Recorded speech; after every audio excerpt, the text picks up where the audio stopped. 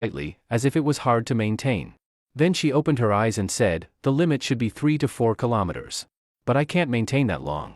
1 to 2 kilometers is a more reasonable distance, I can hold it for a long time. 3 to 4 kilometers at max, 1 to 2 kilometers normally." Jiang Lushur took a deep breath. That was an incredible distance. Within that range, you can apply mental suppression to everyone? I can, but the further away, the weaker the spiritual effect. The suppressive power gets lower. However, if it's just mental communication, I can basically transmit messages to everyone within the light ring. And for reconnaissance, as long as it's inside the ring, I can clearly see every spiritual body, like they're right in front of my eyes. After hearing Ran Shiyu's explanation, Jiang Lushur was excited. What Ran Shiyu now had was an ability every team dreamed of. A maximum of 3 to 4 kilometers, 360-degree detection unaffected by obstacles. And real-time communication within the same range, greatly strengthening the connection between team members. In addition, there was close-range mental suppression, which meant Ran Shiyu, who once had no means of self-defense, now had protection and could even assist Jiang Lushur in combat. If Jiang Lushur was the spearhead of the Stone Shadow Squad, then Ran Shiyu was the eyes, guiding his deadly strike. "Brother, I want evolution crystals too." Jiang Zhuiying pouted. She clearly realized how important Ran Shiyu's ability had become. Although Jiang Zhuiying was strong in combat, her contribution to the team was now far behind Ran Shiyu. "Evolution crystals, don't worry, you'll get them."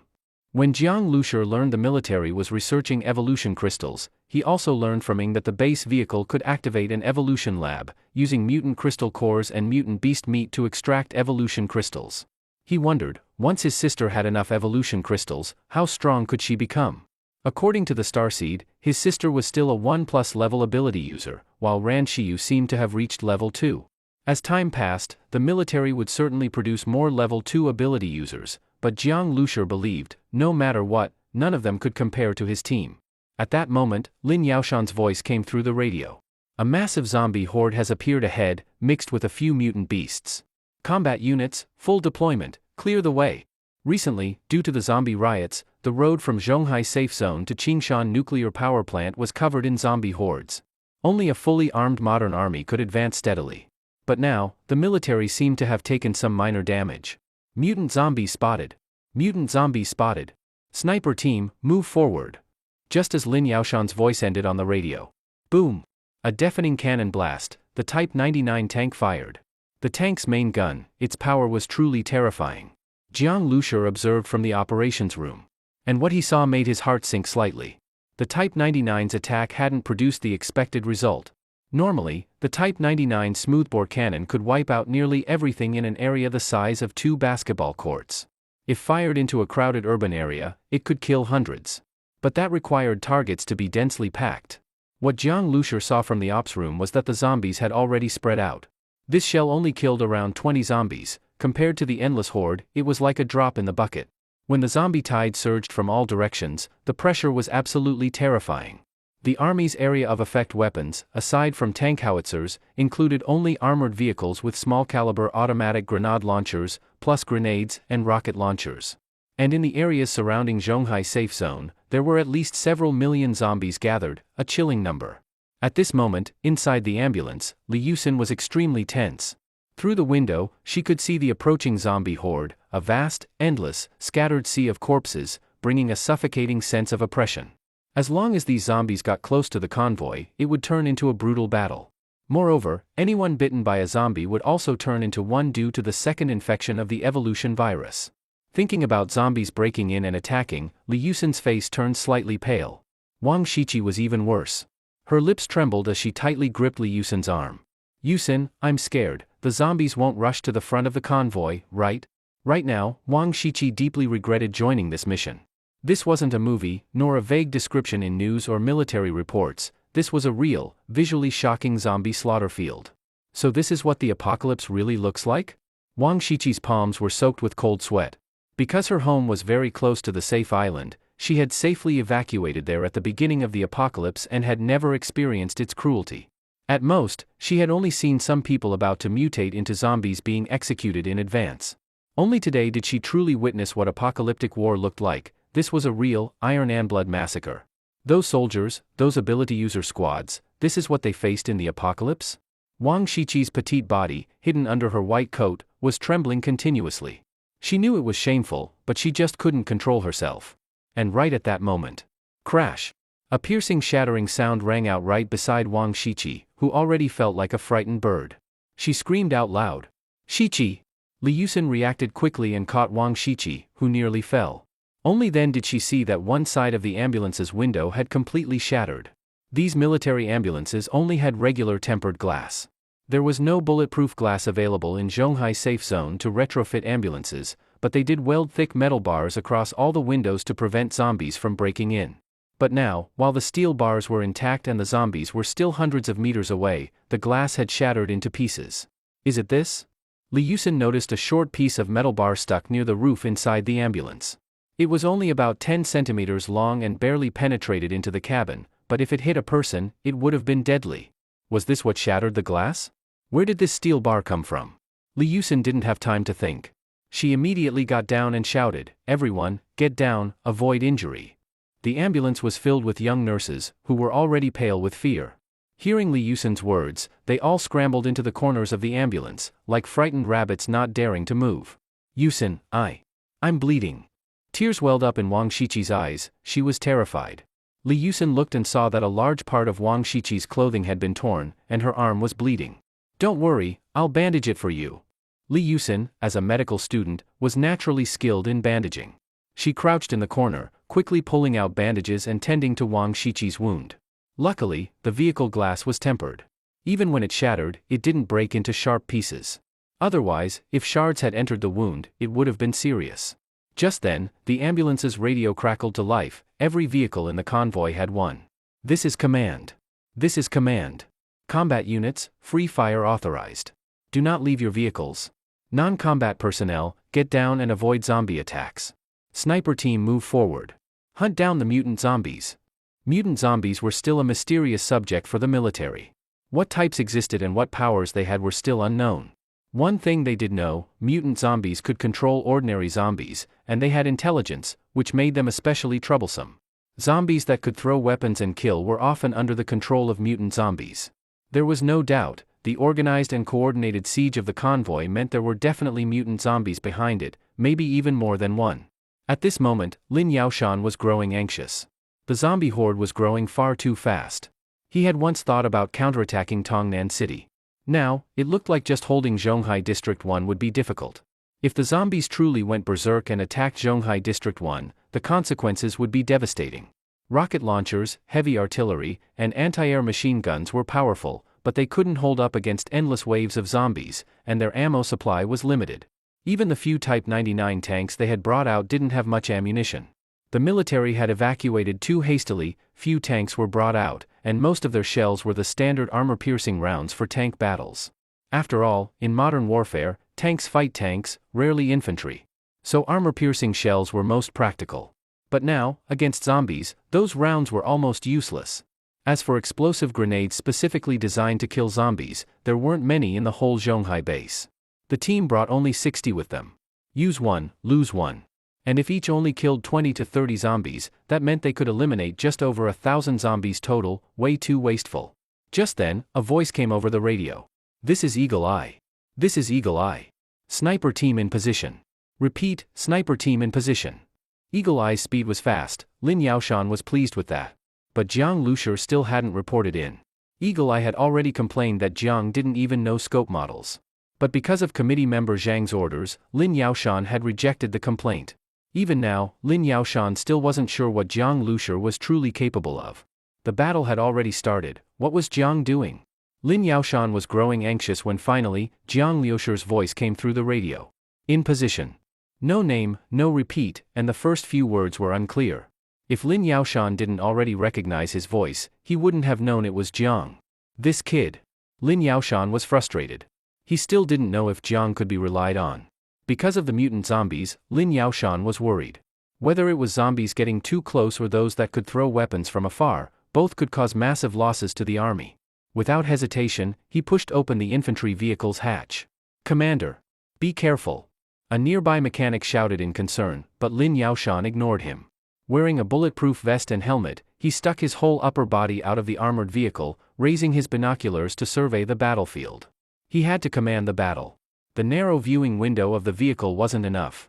At this moment, Lin Yaoshan clearly saw Jiang Liusher's minibus had circled from beneath the embankment to the front of the convoy. A disc-shaped combat module rose from the bus. It looked incredibly high-tech. This kid's ability is interesting. Lin Yaoshan knew Jiang's power was mechanical modification. At the same time, Eagle Eye's sniper team was already in action. Eagle Eye's team worked in pairs, one observing through binoculars, one shooting. But now, inside armored protection and facing a zombie horde, they didn't need observers. One shooter was enough. Wang Jianlang held his sniper rifle. He didn't even use a scope. His naked eyes could clearly see zombies 3 to 4 kilometers away. This was one of his powers, eyesight like an eagle's. Before the apocalypse, East African Maasai warriors had natural eyesight of 8.0, walking human telescopes. Now, Wang Jianlong's vision exceeded even that. This was what made him Zhonghai Safe Zone's top sniper. Scopes may offer distance, but their field of view is tiny. How could they compare to a human eye's 120-degree view?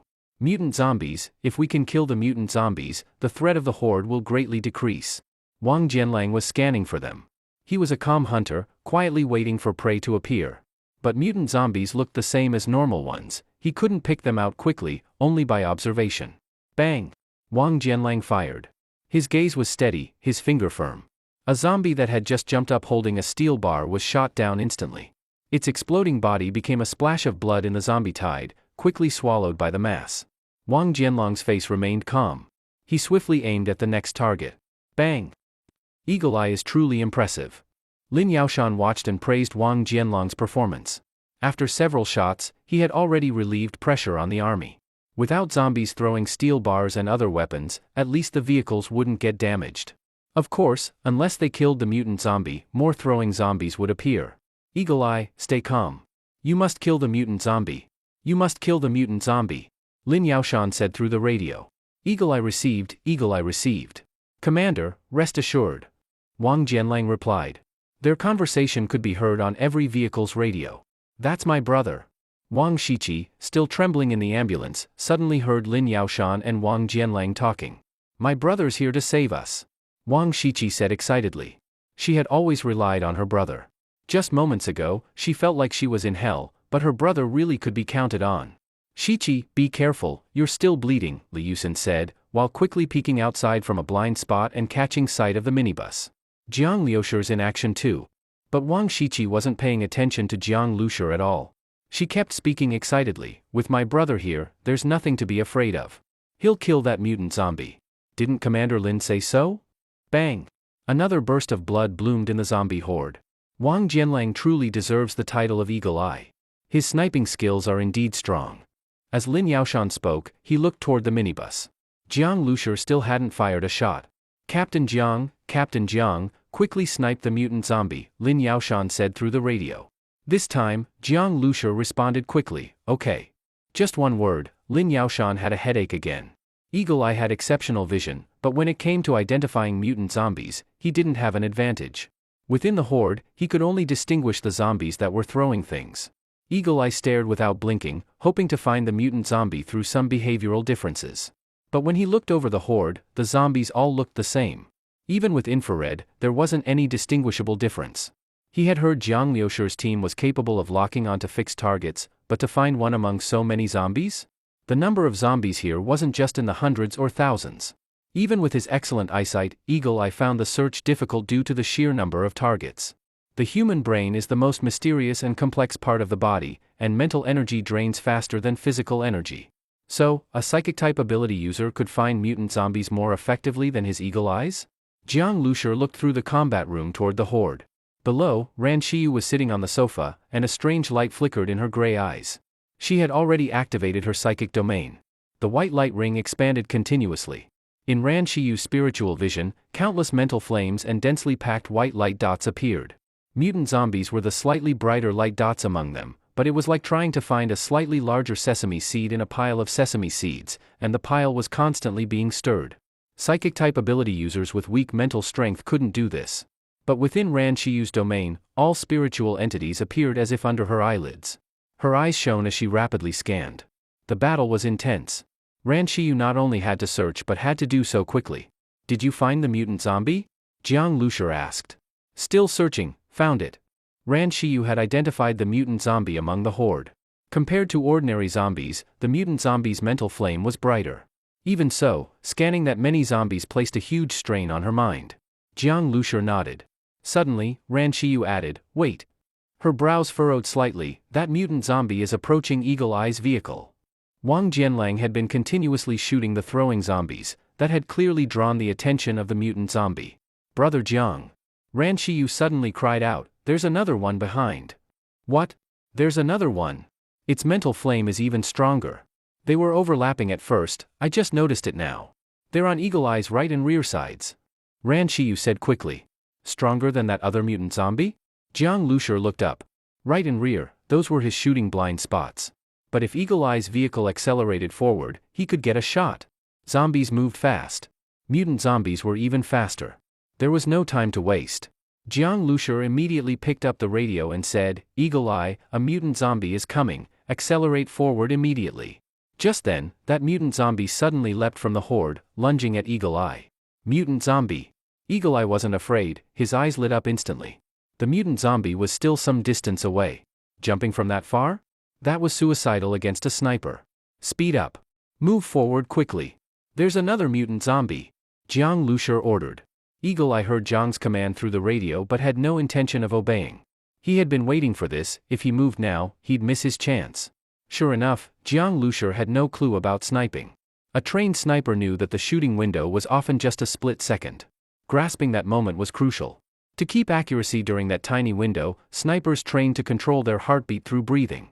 The best time to shoot was between breaths, when focus was highest and the hand holding the rifle was perfectly steady. Speeding up the vehicle now would only break his rhythm. As for the second one, Eagle Eye was confident he could take them both.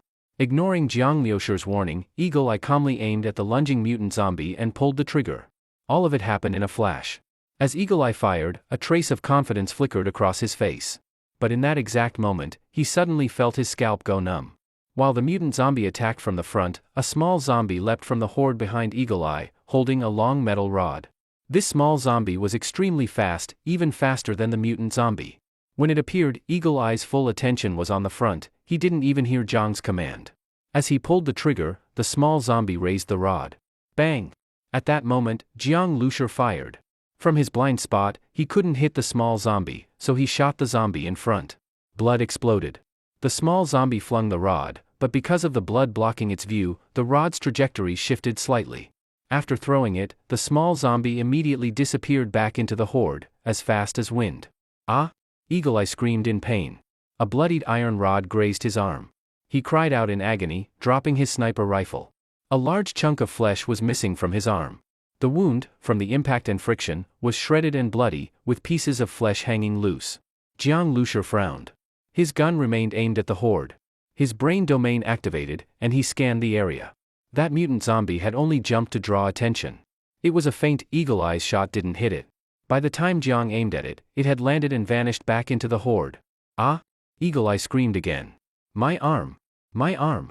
A sniper's most important tools were his eyes and hands, and now, one arm had a chunk missing. Jiang Lushur saw Eagle Eye was wounded. He had given the order and the warning, but Eagle Eye ignored him. Before witnessing the two mutant zombies in action, Jiang Lushur only knew they were there, not how they would coordinate the attack. Eagle Eye didn't trust him, and Jiang couldn't help that. At this moment, Wang Jianlong's teammate had dragged him back into the vehicle, urgently stopping the bleeding while grabbing the radio. Medical team. Eagle Eye is injured. Prepare emergency aid. Inside the ambulance, Wang Shiqi, who had just been excited, suddenly heard this message over the radio. Her expression froze. She lunged forward toward the driver's cabin. Who's injured? Who? Is it my brother? The driver had already picked up the radio and said, Medical team received. Medical team received. Hurry. He's bleeding heavily. Hit by a rod thrown by a zombie. A voice called anxiously from the radio, with Wang Jianlong's screams in the background. Wang Shiqi's face instantly turned pale. Her brother was injured? What do we do, Yusin, what do we do? Wang Shiqi cried, tears streaming down her face. She was terrified for her brother, and the confidence she had just regained suddenly crashed. Even her brother got hurt. This apocalypse was hell. The ambulance sped toward the sniper team's vehicle. Lin Yaoshan looked grimly at the scene. He picked up the radio, ready to order nearby vehicles and Jiang Lushur to provide cover so the ambulance could reach Wang Jianlang quickly. But then, he suddenly widened his eyes. What was Jiang Lushur doing? The minibus had broken away from the convoy and was speeding straight into the zombie horde. Facing the surging tide of corpses, that minibus charged forward like a lone rider. The minibus was moving extremely fast, and after a full armored upgrade, its safety had greatly improved. Bang bang bang. The zombies in front were knocked away like bowling pins, and the ones that pounced from both sides were flung off by the high-speed minibus. Ing stepped on the gas pedal, both hands gripping the steering wheel, constantly turning and accelerating, forcefully driving the minibus like a race car. The engine roared loudly. Bang! A zombie had just jumped up holding a big piece of iron when Jiang Lushur shot it dead with one bullet. Captain Jiang! Captain Jiang! Do not leave the team and act alone. Fall back immediately. Lin Yaoshan's voice came through the intercom. But Jiang Lushur had no time to respond. He was fully focused, using his brain domain ability to slow his vision, searching for the traces of the two mutant zombies from before. After attacking once, the two mutant zombies had immediately retreated into the horde and could ambush again at any time. Jiang Lushur wouldn't let them vanish again into the endless tide of zombies. The spiritual forms of these two zombies had already been locked onto by Ran Shiyu. To her, they were as bright as fireflies in the night. Ran Shiyu transmitted their positions in real time to Jiang Lushur and Ing through spiritual communication. They were now chasing those two zombies. Electric currents flashed across the surface of the minibus, shocking off the zombies that had clung on. Very soon, the minibus had already penetrated deep into the zombie horde. Calm down, Shichi, we'll treat your brother's wound soon. You can't just keep crying like this, Li Yusin comforted the panicked Wang Shichi while peeking outside. Jiang Lushur acting alone? She hadn't seen Jiang Lushur at first, but now she saw the minibus among the horde. Zhang Hai's truck didn't move forward but kept shooting from behind. Their truck couldn't crash through like the minibus. Even following behind would result in being blocked by zombies swarming from the rear, adding trouble instead of helping. So from a glance, only the lone minibus was surrounded by zombies, with corpses constantly jumping on it. Nothing will happen, right? Li Yusin was very nervous. Every time a zombie pounced onto the vehicle, her heart tightened. Brother. By now, the ambulance had reached the sniper team's vehicle. Wang Jianlang was quickly lifted onto the ambulance, and the moment Wang Shichi saw him, she couldn't help but cry out again. The brother she had seen as her savior just moments ago was now half covered in blood, face pale, forehead dripping with large beads of sweat. Treat the wound quickly. The observer who had carried him said anxiously.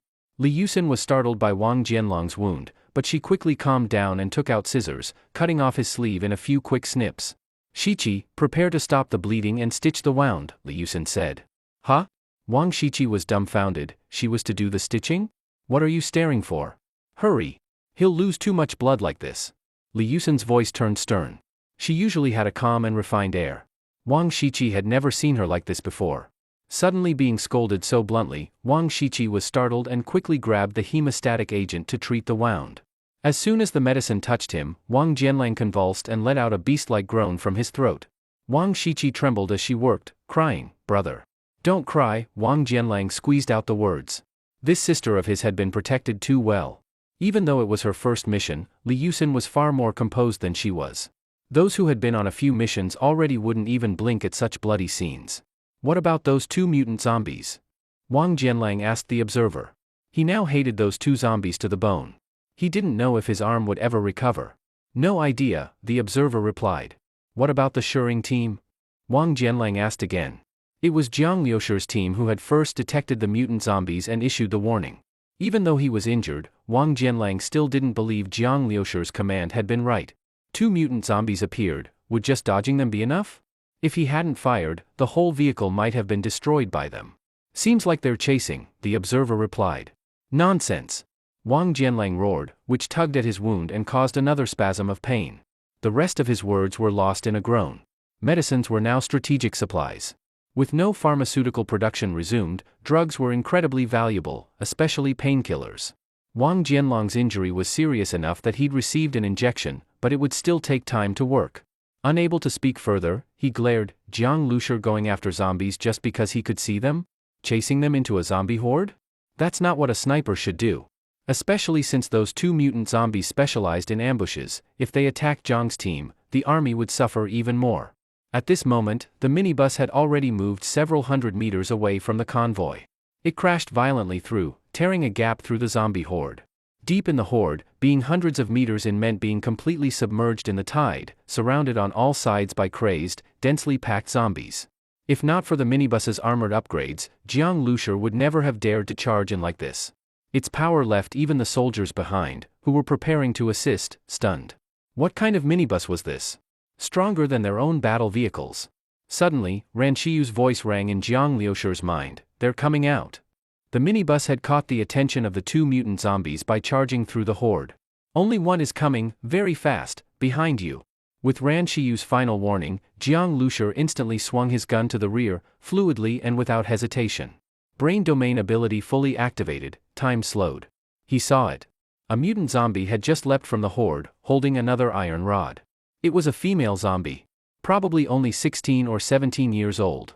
Her eyes no longer showed the madness of ordinary zombies.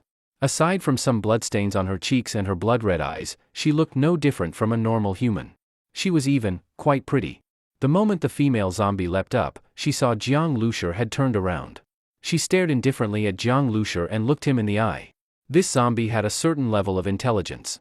Just as Jiang Lushur was about to pull the trigger, Ran Shiyu's voice suddenly sounded, "Be careful, a second light point has appeared." At the same time, the voice of the starseed rang out in Jiang Lushur's mind, "Level 2 mutant zombie detected." A small hand suddenly rested on the shoulder of the female zombie.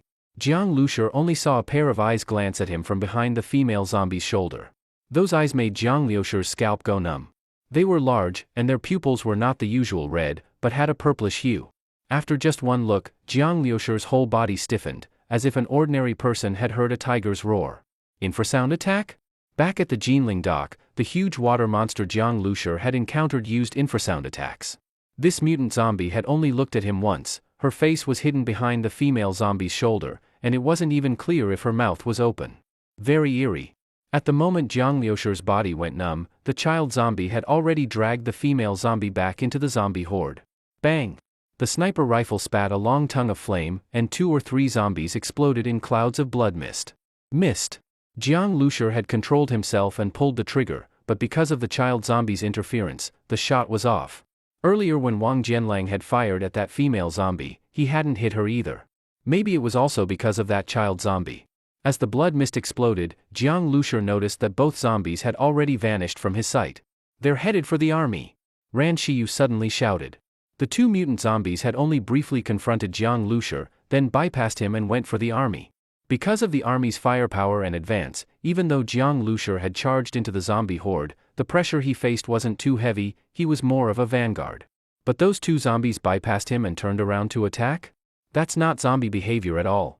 At least, it's not what people expect from zombies. "Commander Lin, beware of zombie ambushes," Jiang Lushur said into the radio, then immediately ordered, "Ing, turn around." "Ran Shiyu," Jiang Lushur shouted in his mind. "Locking onto them now." "That zombie just now, her light point is strange," Ran Shiyu said, frowning. "It appears and disappears, making it really hard to track. It's at 10 o'clock. Jiang Lushur immediately looked in that direction. At first, he saw some zombies getting pushed aside, then he caught sight of a small figure. It looked like a little girl, no more than 10 years old, still wearing a dress from before the apocalypse, her hair in twin ponytails tied with 2 ribbon bows, very cute. But her speed, it was something no human could achieve, faster than a cheetah. She was the one who had struck Wang Jianlang with the iron rod and seriously injured him. If Jiang Lushur hadn't acted, Wang Jianlang would already be a cold corpse. And the direction she was heading was the ambulance. This child zombie clearly knew Wang Jianlang wasn't dead, and since Jiang Lushur, who had interfered, was now chasing after her, she was circling back to finish off Wang Jianlang. That intelligence. But it was already too late to intercept her now. Jiang Lushur took a deep breath and aimed his gun at the rapidly moving level 2 mutant zombie. At that moment, Wang Jianlang had just been transferred into the ambulance for treatment. To ensure suturing could proceed, the ambulance had slowed down, moving steadily, flanked by 2 military vehicles for protection. The ambulance was near the center of the convoy. Aside from those throwing zombies, regular zombies had no chance of getting close enough to threaten it. After all, the people inside were medical personnel with no combat ability.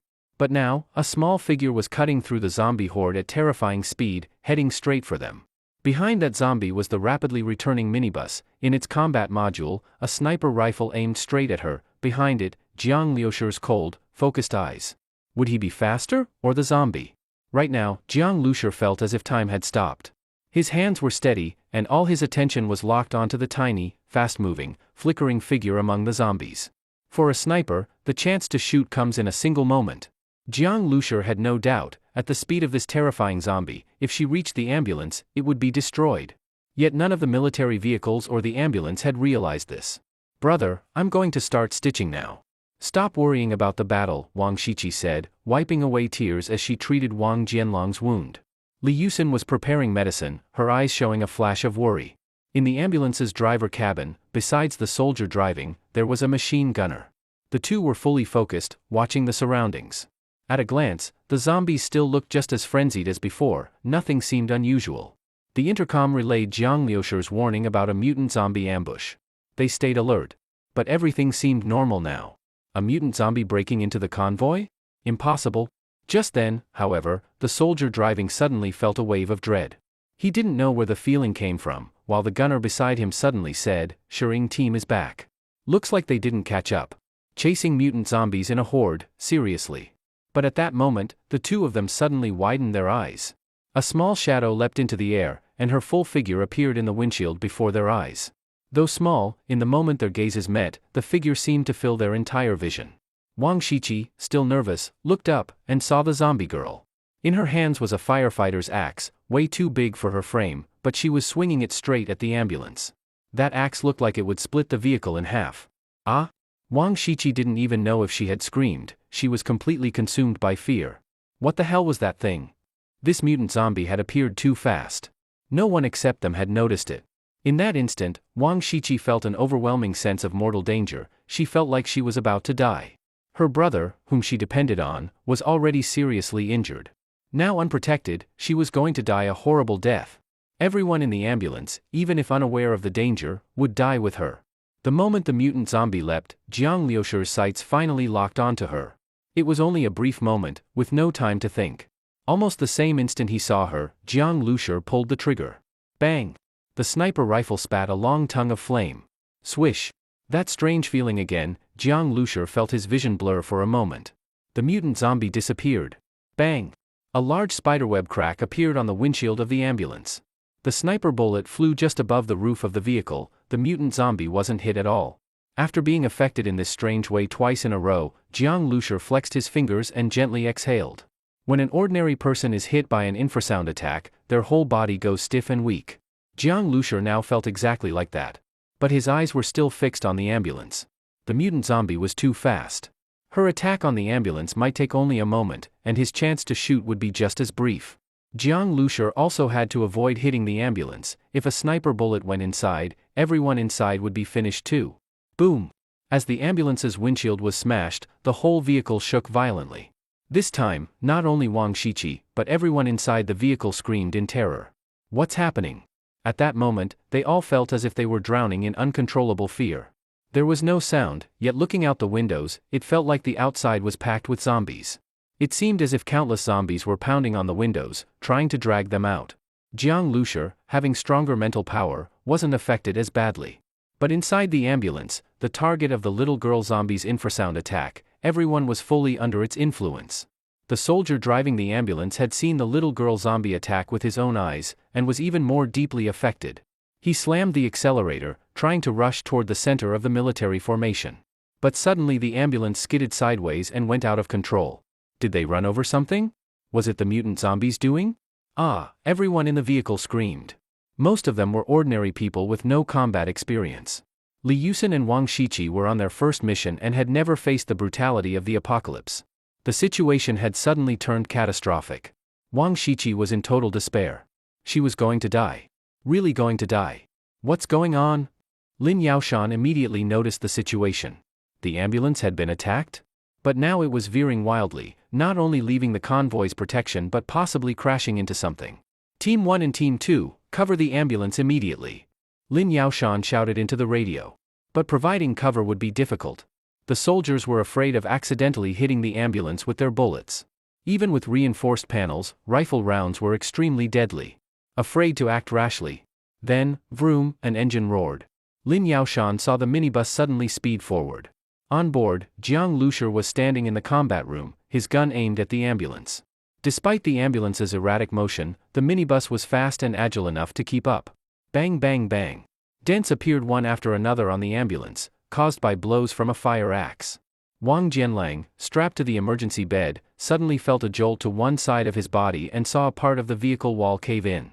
The soldier driving was on the verge of panic. He was already driving as fast as he could, yet the vehicle kept getting attacked. Zombies were appearing around them, but he hadn't seen the little girl zombie. Then suddenly, the driver felt something was watching him from the side. He quickly turned his head, and saw a very cute little girl's face, with reddish-purple eyes, pressed against the driver's side window staring at him. Ah! Bang! Another gunshot rang out. The little girl zombie vanished instantly, but the window cracked open. Retreat! Reverse now! Ran Shiyu's voice rang directly in their minds. Her voice snapped everyone back to their senses.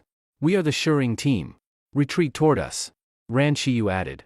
Shuring team, it's Jiang Lushur. Li Yusin shouted, gripping the handrail tightly, her face pale. She froze when she heard the voice, then called out. The soldier driving came to his senses. He remembered the moment the mutant zombie disappeared. Was it Shuring team that saved him? He knew clearly, if they kept going like this, everyone in the vehicle would be doomed. I trust you, he yelled, cranking the steering wheel hard and sending the ambulance racing toward the minibus. The distance between the two vehicles wasn't far, but as he turned, a muffled thump sounded. The soldier instinctively squinted. He felt a warm stream slide down his cheek.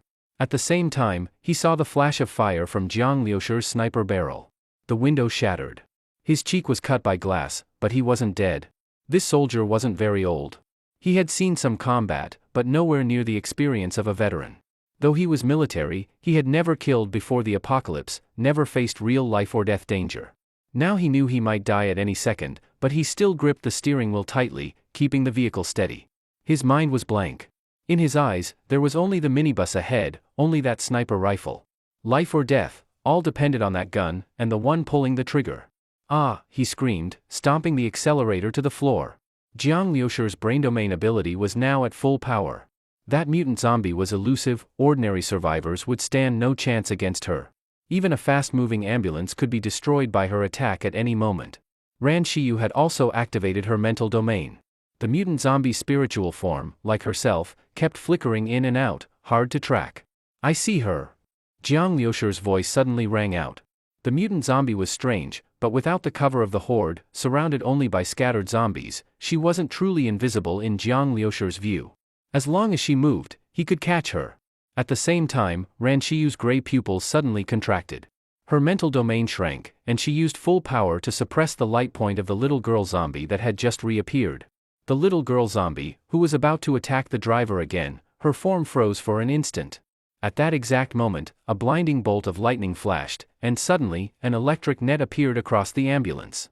This electric net was released by Jiang Zhuiying to protect the ambulance. At the same time, Jiang Lushur pulled the trigger. But just then, Ran Shiyu suddenly let out a muffled groan, and the little girl zombie's body suddenly flickered. What a pity! Jiang Lushur frowned. He clearly saw a large burst of blood explode from the little girl zombie's shoulder.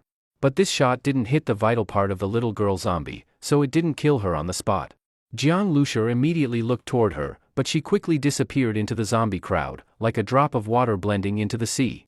However, the power of a sniper bullet is terrifying, and the little girl zombie's shoulder blade was probably shattered. On the road, Jiang Lushur often saw fresh human corpses, most likely zombie bodies. Zombies would kill each other.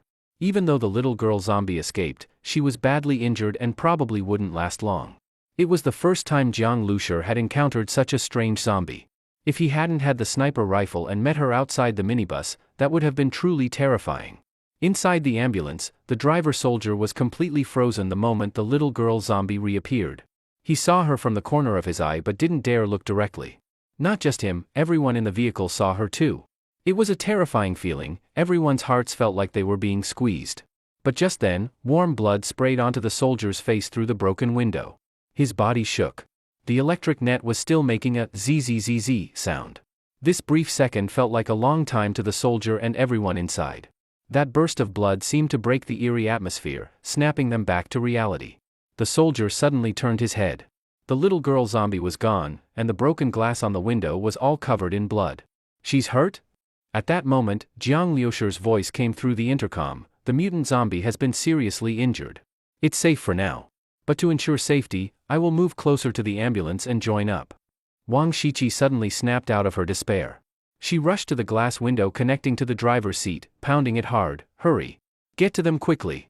At this moment, Wang Shiqi looked at the minibus moving closer, and at Jiang Liusher in the battle cabin on the roof. She felt a deep sense of closeness. Before, she looked down on Jiang Liusher, thinking he knew nothing about sniping and was nothing compared to her brother. But now, it was Jiang Liusher who saved them. Wang Shiqi had just survived a disaster, and she was overwhelmed with emotion. Hearing the words, "It's safe now," her tears, which had just stopped, flowed again. She had thought they were all going to die, the people in the car, including her brother and Li Yusin. At that moment of despair, someone told them they were safe. That feeling of surviving death made Wang Shiqi cry with joy. She now truly understood what the apocalypse meant. Death could come at any moment. This was the apocalypse. And even under the protection of the army, safety was not guaranteed. "Brother, did you hear? We're safe. The mutant zombie is wounded." Wang Shiqi turned around and said excitedly to her brother Wang Jianlang. Wang Shiqi didn't notice that Wang Jianlang's expression was very complicated, relief mixed with shock. That terrifying zombie was wounded by Jiang Liusher. Wang Jianlang had thought the same about Jiang Liusher as Wang Shiqi. He didn't trust Jiang Liusher at all. But now it seemed, because of that distrust, he ended up in this situation and almost dragged everyone in the ambulance down with him. As a soldier, failing to protect others is already a dereliction of duty, and he even brought harm to them, including his own sister. This was all caused by his prejudice and arrogance. Wang Jianlang's wound was still bleeding, and the pain continued. But this pain couldn't hide the deep regret in his heart. "It's over?" Lin Yaoshan was stunned when he heard Jiang Liusher's voice through the intercom. When he saw the minibus rushing toward the ambulance, he never expected Jiang Liusher's team could save the ambulance. He was still giving orders to mobilize the army for rescue. But just as his orders were issued, Jiang Liusher's small team had already handled the danger by themselves. They didn't even fully understand what had happened. So strange. Ran Shiyu gently rubbed her forehead and said, "What happened just now?" Jiang Liusher asked. "That mutant zombie's mental energy was very strange. I suppressed her, but she suddenly bounced back. But it shouldn't be a psychic ability," Ran Shiyu said. "Things like willpower are also part of mental strength." After being suppressed, the mutant zombie felt a life-threatening crisis and suddenly erupted. Just a zombie having this kind of awareness made Ran Shiyu feel a chill in her heart. Zombies as a group were far more than what they had understood. There was still so much unknown. "I wonder if she'll come back," Ran Shiyu said worriedly. "If she comes back, we'll kill her," Jiang Zhuing said. Jiang Liusher didn't speak. He felt that killing this mutant zombie would still be very difficult. After all, even with Ran Shiyu's help and using the ambulance to lure the zombie out, they only managed to seriously injure her. The ambulance soon joined up with the minibus. Seeing the people in the car clinging to it like a lifeline, Wang Jianlang felt very complicated inside. "Keep bandaging." Li Yusin also let out a breath of relief and spoke. The situation had been extremely dangerous just now, but luckily it was short. Wang Jianlang wasn't left bleeding for too long, or the blood loss alone could have endangered him. "Good thing that mutant zombie missed and only scraped off some flesh. Your bones weren't affected.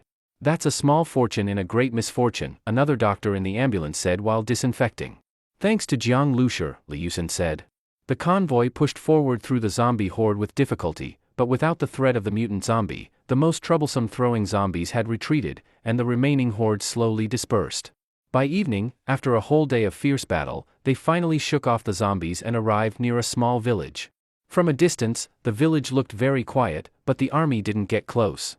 They just stopped on the rural road nearby. From here on, they would take these relatively remote paths, which had been cleared earlier by the troops going to the nuclear power station, a safe route. This village wasn't big.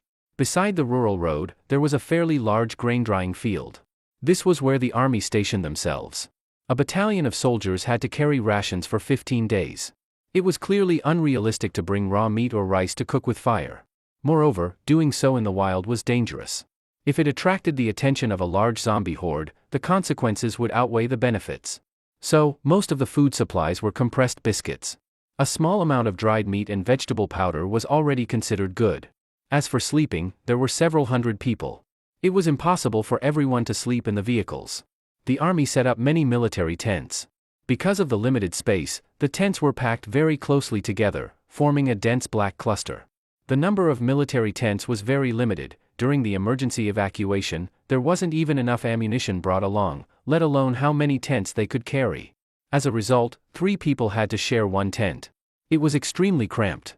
Although the villagers' houses could be used for shelter, in case of emergencies, it would be hard to gather everyone quickly. These self-built houses were far apart from each other. Once scattered, it would be easier to get ambushed. The army wouldn't consider that option. The thin bedding laid on the grain-drying field was very hard. Plus, the air in Jiangnan was humid. The covers felt very uncomfortable. At night, the flying mosquitoes drove people crazy. Wang Shiqi, Li Yusin, and an older nurse were assigned to one tent together. Wang Shiqi was dumbfounded when she saw the cramped tent. So small, so hard, so damp, how was she supposed to sleep? Originally, Wang Shiqi thought that even if she had to come out, she could sleep in the ambulance. Although the hospital bed in the ambulance was far less comfortable than her single bed at her apartment, at least it was dry and clean. She could barely manage to sleep there. But she didn't expect that after a fierce battle during the day, there were too many wounded. Let alone herself, even her brother insisted on getting out of the vehicle and gave up the hospital bed to more seriously injured patients. In this situation, how could she possibly sleep in the ambulance? She didn't even have space on the floor of it. Yusin, how are we going to sleep like this? Wang Shiqi measured the inside of the tent, then looked at the slightly chubby middle-aged nurse. She alone might take up most of the tent. Would she and Li Yusin have to pile on top of each other? Besides, Wang Shiqi was already on the curvy side, unlike the slim Li Yusin. Wang Shiqi had been claustrophobic since she was young. She felt she wouldn't be able to sleep tonight. But if she stayed outside the tent, the countless mosquitoes would bite her like crazy. She really didn't expect that following the army would mean enduring such a tough environment. Stop complaining, Li Yusin gave Wang Shiqi a glare. There are still many wounded to care for tomorrow. We're already lucky, we don't have to fight, we don't have to bleed. Look at those wounded. They're in so much pain they can't even sleep, and we don't know if they'll make it back to Zhonghai District 1. Even the soldiers have to take turns standing guard. Having a tent to squeeze in for a night is already good enough. As Li Yusin spoke, she saw Jiang Liusher's vehicle parked not far away on the roadside. She pulled on Wang Shiqi and said, "Let's go thank Jiang Liusher. He saved your brother and saved us. No matter what, we should thank him." Wang Shiqi blushed. She had doubted Jiang Liusher so much before, and now she had to thank him. She was thin-skinned and proud. This was too embarrassing. Just as she was about to find an excuse, Li Yusin dragged her toward the minibus. The door of the minibus happened to be open. Wang Shiqi immediately saw the woman in the driver's seat. Wearing a black leather jacket, with an explosive figure, the sight made Wang Shiqi stare blankly. She thought her own figure was decent, but this woman's body looked like something out of a comic book. That high, full chest, that flexible, strong waist, and the faint outlines of abdominal muscles, there was no flaw to be seen. This was Jiang Liusher's driver? The driver was actually a woman? Li Yusin? Jiang Liusher saw Li Yusin and smiled. He had always had a good impression of her. "Come in and sit." "Okay, thank you. About what happened today, if it weren't for you, we probably wouldn't be standing here now." Halfway through her sentence, Li Yusin's voice grew quieter. And Wang Shiqi opened her eyes wide and looked around. Her mouth formed an O shape. This was Jiang Liusher's vehicle? That old-looking, worn-out minibus actually had such a luxurious interior? Because Jiang Liusher had just spent 18 crystal nuclei to upgrade the base vehicle now had all level 1 armor. The interior space had also been expanded a lot, and some facilities had been added, like 2 triple-layered bunk beds. The bottom layer was level with the floor, and the space for the other 2 levels was quite roomy. The beds were 1.2 meters wide, covered with thick down comforters. Just looking at them made people feel comfortable. At that moment, Jiang Zhuiying was lounging on the sofa like a lazy kitten, watching an anime on a tablet. Ran Shiyu was wearing an apron, in the kitchen, cooking? The working induction cooker, rice cooker, and microwave all confirmed this. The smell of fragrant rice came from the rice cooker. On the induction stove, mutant beast meat was sizzling in the oil. The aroma was enough to make people drool. And on the plate next to the frying meat, there were even fresh vegetables? Currently in Zhonghai District 1, vegetables were a luxury. Because the soil-free farming bases were limited, they were mainly used to grow grains. Vegetables were hard to preserve, even in a fridge, they wouldn't stay fresh for long. This problem could only be solved by the storage space inside Jiang Liusher's base vehicle. Just then, Ran Shiyu opened the rice cooker. Seeing the shiny, crystal-clear rice, Wang Shiqi's eyes widened. As a foodie, she instantly recognized that the rice Jiang Liusher's team was eating was likely Thai fragrant rice or Northeast Chinese fragrant rice, premium rice. Even before the apocalypse, this kind of rice was already expensive but popular in the market. Now, most of the grain supplied in Zhonghai District 1 was super-yield potatoes and sweet potatoes. A small amount of rice came from high-yield hybrid rice. Hybrid rice was famous, but before the apocalypse, it wasn't widely adopted. In times of abundance, it didn't sell well in supermarkets, mainly because it tasted bad. So, not many people had eaten the highest-yield hybrid rice. Wang Shiqi touched the compressed biscuits in her pocket. In the apocalypse, there was no packaged snack food. She couldn't bring rice or flour from home and could only eat the army's food. Compared with Jiang Liusher's group, their food and living conditions were like heaven and earth. Thinking back to the first time she met Jiang Liusher, she had thought he was a refugee fleeing to Zhonghai District 1. But looking at his noble lifestyle now, she was probably the one who looked like a refugee. "Have you eaten?" Jiang Liusher asked casually. Ever since Ran Shiyu joined, the food quality of the Shuriying squad had greatly improved. Although Ran Shiyu was born into a wealthy merchant family, she was good at cooking. That had nothing to do with her background, completely interest and talent. As for his own sister, she lacked a bit of that. Her hurried temperament clearly showed she was not someone who would calmly study cooking. When Ran Shiyu studied abroad, she always handled her own meals. "Eat?" Wang Shiqi watched Ran Shiyu scoop rice out with a ladle, and saw the fragrant fried meat and tender green vegetables. She couldn't help but swallow. "Is this mutant beast meat?" Although smelling the aroma already let her guess part of it, Li Yusen still couldn't help asking. "Yes," Jiang Liusher said while bringing out a big pot of braised meat. This was truly a large pot. There was only one plate of fried meat, but the braised meat filled a whole pot. When Wang Shiqi saw this big pot of braised meat, her eyelids twitched. She had eaten mutant beast meat before, but not much. It cost 10 times the price of grain. With Wang Shiqi's status, even getting a little by following her brother was already good. She could never stew whole pots as Jiang Liusher did. And fresh vegetables, how expensive they were. Wang Shiqi knew deeply. Those basically were specially supplied to military leadership. Even money couldn't always procure them. "You cook such a big pot, can you finish it?" Wang Shiqi stuttered. After the apocalypse, she took pride in her many luxury items, jewelry, etc. Before the end, even with her family's wealth, she could not fully enjoy all of them. Only after the apocalypse, since their prices dropped greatly, she could use few food coupons to exchange many luxury goods. That made Wang Shiqi quite proud. She even thought that was one of the few benefits the apocalypse brought. She remembered the first time she met Jiang Liusher. Because her luxury clothes were soiled by the poor cleaning conditions in Zhonghai District 1, she was very unhappy. But now, in front of this big pot of braised meat, any Hermes, LV, Chanel meant nothing. "Of course we can finish. I did cook a bit too much. But braising is easy, you can make a big pot in one shot. Frying meat uses too much time. The ability users eat a lot. Just a few plates of fried meat aren't enough.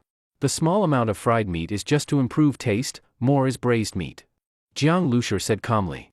Wang Shiqi was speechless. She had asked if the pot was too big because she thought making it in large quantity might be wasteful.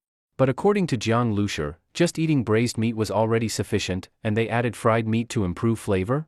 This comparison made people furious. Living in an armored vehicle, eating fried meat, fresh vegetables. After the apocalypse, even villa districts had electricity restrictions. After dark, lights were off. Only some high military region people, who needed to work at night, had lighting.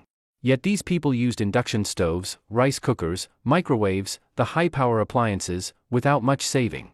Look at that rice cooker, still on keep warm mode, the plug still in. As for the tablet charging, even more so. The working power of an induction stove or microwave is about 1 kilowatt. Running for an hour is 1 kilowatt-hour, equal to the power of 100 energy-saving lamps lit simultaneously. "Well, we've eaten already," Li Yusen excused politely. Having just been saved by Jiang Liusher during the day, now they came to thank him at night. To accept his precious meal made Li Yusen uneasy. When Wang Shiqi heard this, she felt very disappointed. She actually wanted to eat a bit. She had been in battle and forced march all day, no time to eat. She was hungry all day. Even in the safe zone, her food mostly was rice porridge, rice, pickles, sweet potato.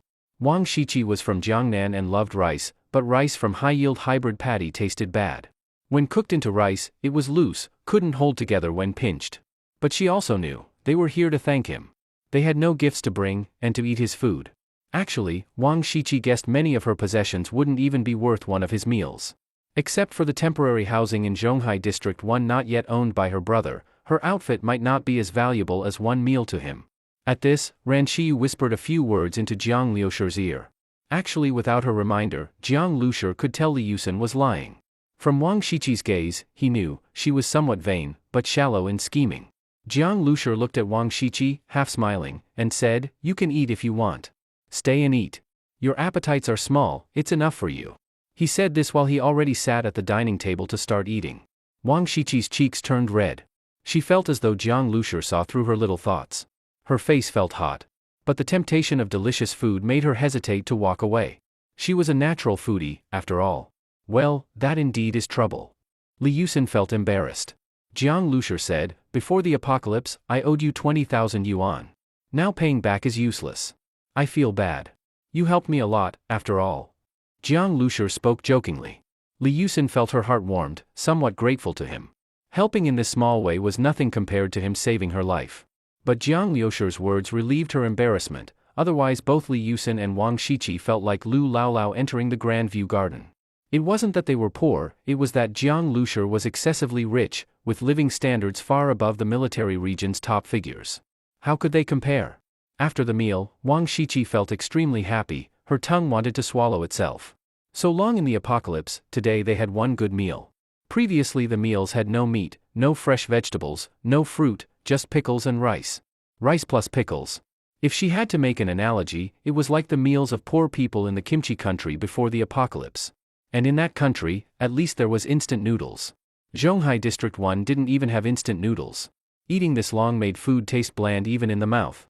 Even Li Yusen couldn't help eating more. Her parents could get enough grain, but meat supply was limited, especially when much mutant beast meat was bought by the military to study evolutionary crystals. After eating, Jiang Zhuyin yawned and went to the shower room to heat water and bathe. When the door opened, Wang Shiqi glimpsed a corner of the bathroom. There stood a folding bathtub. Above it hung a cylindrical electric appliance. Was that a water heater? It was still lit. Could they have a hot shower in this vehicle? After a full day of battle, being sweaty and damp all over, the temptation of a hot shower to a girl can be imagined. But no matter how thick skin Wang Shiqi had, she felt shy to ask to borrow the bathroom. Just then, the intercom on the table rang. "This is command. This is command. I am Lin Yaoshan. Mr. Jiang, if convenient, please come to the command. Reply if received. Over." "Oh? Command?" Jiang Liusher wiped his mouth. After a day of fierce battles, the command center would naturally study tomorrow's battle and give orders. "Zhuyin, Xiyu, I'm leaving first." "Well, we'll take our leave too." They had come to visit Jiang Liusher. Now that he was leaving, they naturally had no reason to stay. Wang Shiqi looked at the steaming shower room and that soft, fluffy bed. Reluctantly, she followed Li Yusen off the vehicle. If only she could stay on this vehicle tonight. If a girl could marry Jiang Liusher, she'd be overjoyed. Life in this vehicle was not worse than before the apocalypse. But sadly, she didn't dare ask to stay. Thinking about that cramped tent, she wondered how she could sleep. Walking toward the command center, many soldiers saw Jiang Liusher. Earlier they had learned about the daytime battle, how he wounded the mutant zombie, reduced the number of special zombies, and disrupted the organization of ordinary zombies. They all admired him. Otherwise the convoy would hardly break through, causing greater casualties. For a moment, the soldiers eating compressed biscuits around stood up when they saw Jiang Liusher, saluting him and giving marching gestures. This scene made Wang Shiqi and Li Yusen, following behind Jiang Liusher, feel awkward. They felt honored with their own salute too. At this time, Jiang Liusher had arrived at the temporary command center. Li Yusen and Wang Shiqi went back to their camp. This temporary command center was just a slightly larger tent. Nearby were parked a few armored vehicles. A table inside had maps spread out, a few flashlights hung up for lighting. Lin Yaoshan was standing in front of a map, planning battle steps. Beside him, a woman in white doctor's coat caught Jiang Liusher's attention. She looked about 35 or 36, not young. She wore gold-rimmed glasses and had a special intellectual beauty. "Mr. Jiang is here." After the day's events, Lin Yaoshan's attitude toward Jiang Liusher became more polite. The praise from Zhang Committee was extremely accurate. Jiang Liusher had made a great achievement. "Mr. Jiang, that shot you fired today was truly a stroke of divine inspiration." Lin Yaoshan did not spare his admiration. Jiang Liusher said, "Commander Lin, you flatter me. Let's not speak of side topics. If there is a mission, speak it directly. Haha. Lin Yaoshan laughed heartily. Good, Brother Jiang is straightforward. I called you here because there is something. I'll say it. First, I introduce, this is. Lin Yaoshan pointed to the woman with gold-rimmed glasses. This is Professor Sun, an expert in atomic physics. Her specialty is in the field of radiological science. Professor Sun, nice to meet you. Jiang Lushir stepped forward to shake hands. In the Chinese education system, a female professor in her 30s is not common. University professors, especially in the natural sciences, women were few. But in radiological science it was an exception. Maybe because the founder of radiological science, Marie Curie, was female. In this field, female scientists might even outnumber male scientists. Mr. Jiang, hello. Professor Sun nodded to Jiang Lushir. About 10 kilometers ahead of us is the radiation zone, Qinshan Nuclear Power Station. A small-scale nuclear leak has occurred. The safe radiation dose humans can endure is 0.1 curie, while I estimate the radiation in the Qinshan zone to be above 500 curies. Anyone close by must wear protective suits. But the number of protective suits is limited. Starting tomorrow, apart from tanks and armored vehicles that can shield radiation to some extent, only 40 combat personnel who can wear protective suits may enter. Others must remain on guard in camp. Qinshan Nuclear Power Plant was the first nuclear power station independently designed and built by Huaxia, with an annual power generation of 50 billion kilowatt-hours. It was the largest nuclear power plant in the country. Of course, that was in the past. This nuclear power plant had always been a source of pride for Huaxia. Although Huaxia's technological level was often not as advanced as foreign countries, the Qinshan nuclear power plant, as a state-owned enterprise, had always maintained impeccable safety. There were no unplanned shutdowns for over 10 years, keeping it at the top of global safety rankings for nuclear power plants. In this regard, Huaxia performed much better than the Fukushima nuclear power plant. However, that is now history. Su Tong, wearing a thick protective suit, raised her eyes through the glass and looked at the gray building in the distance, sighing lightly. Once, this nuclear power plant was a source of pride for Huaxia's radiation science researchers, but now, it had become a scar on the land of Jiangnan. Because the apocalypse broke out suddenly, the plant's staff were almost all killed or injured. Cooling water could not circulate, and the continuously operating reactor grew hotter and hotter. This caused the metal in the fuel rods to react with steam, producing a large amount of hydrogen. Eventually, a hydrogen explosion occurred, and nuclear fuel leaked. Fortunately, the containment shell of the Qinshan nuclear power plant was strong enough, so the leakage was not very serious, at least it was much milder than the Chernobyl nuclear power plant in Ukraine. Su Tong arrived at the Qinshan nuclear power plant more than 10 days ago. The technicians who came with her shut down all reactors. However, after everything was done, an unexpected event occurred. A suddenly appearing unknown monster attacked the military. Many soldiers died, and casualties were heavy. These scientists, under the soldiers' desperate protection, retreated to a residential area far from the nuclear plant. Now, everyone was huddled in the building furthest from the power plant. They had been trapped here for nearly half a month. Half a month might not be long, and if it were a worry-free vacation, it would pass in a blink. But now, Su Tong felt like years had passed. Su Tong had become increasingly thin. She used to have a rosy complexion and maintained her figure well. But now, through the transparent shield of her protective suit, her face looked thin and haggard, as if she had aged 10 years. Thinking back to 20 days ago, when she was wearing a lab coat in the laboratory, teaching her daughter microbiology, it truly felt like a different lifetime. Her daughter was her pride. Although the family was wealthy, her daughter was always sensible and did well in school, never needing her to worry. She had always been a top student. Now, the person Su Tong worried about the most was her daughter. If she and her father couldn't return, would her daughter still have a place in chaotic Zhonghai District 1? If the military took back their residence and she had no stable place to live, life would be unimaginable. In the chaotic slums, there were many twisted people shaped by despair in the apocalypse. They were capable of anything. If her daughter fell into their hands?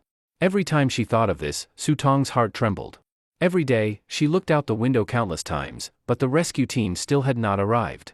She didn't know whether the soldiers who broke through the siege, without heavy equipment, could reach Zhonghai District 1 and deliver the message.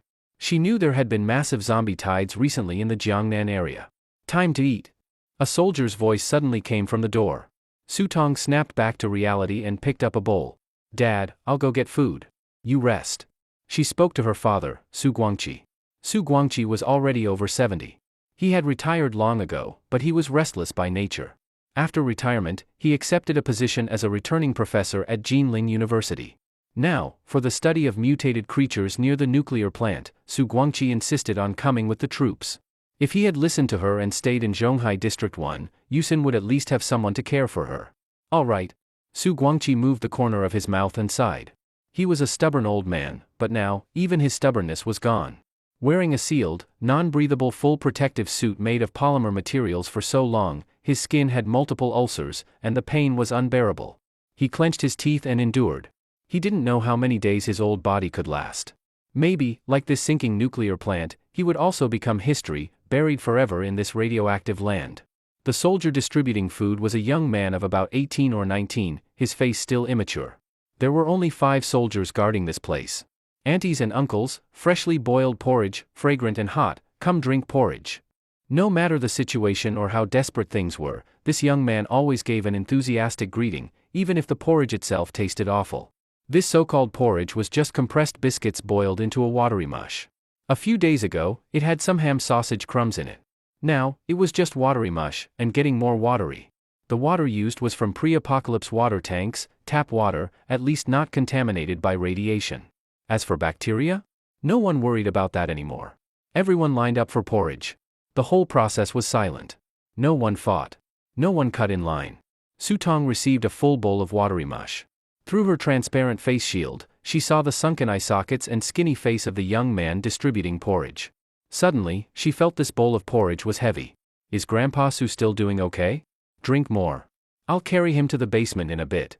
The young man smiled. Because they had to remove their face shields to eat, for safety, they could only eat in the place with the lowest radiation, the basement. The concrete walls could block most of the radiation. Su Tong gave a soft reply. Her nose tingled.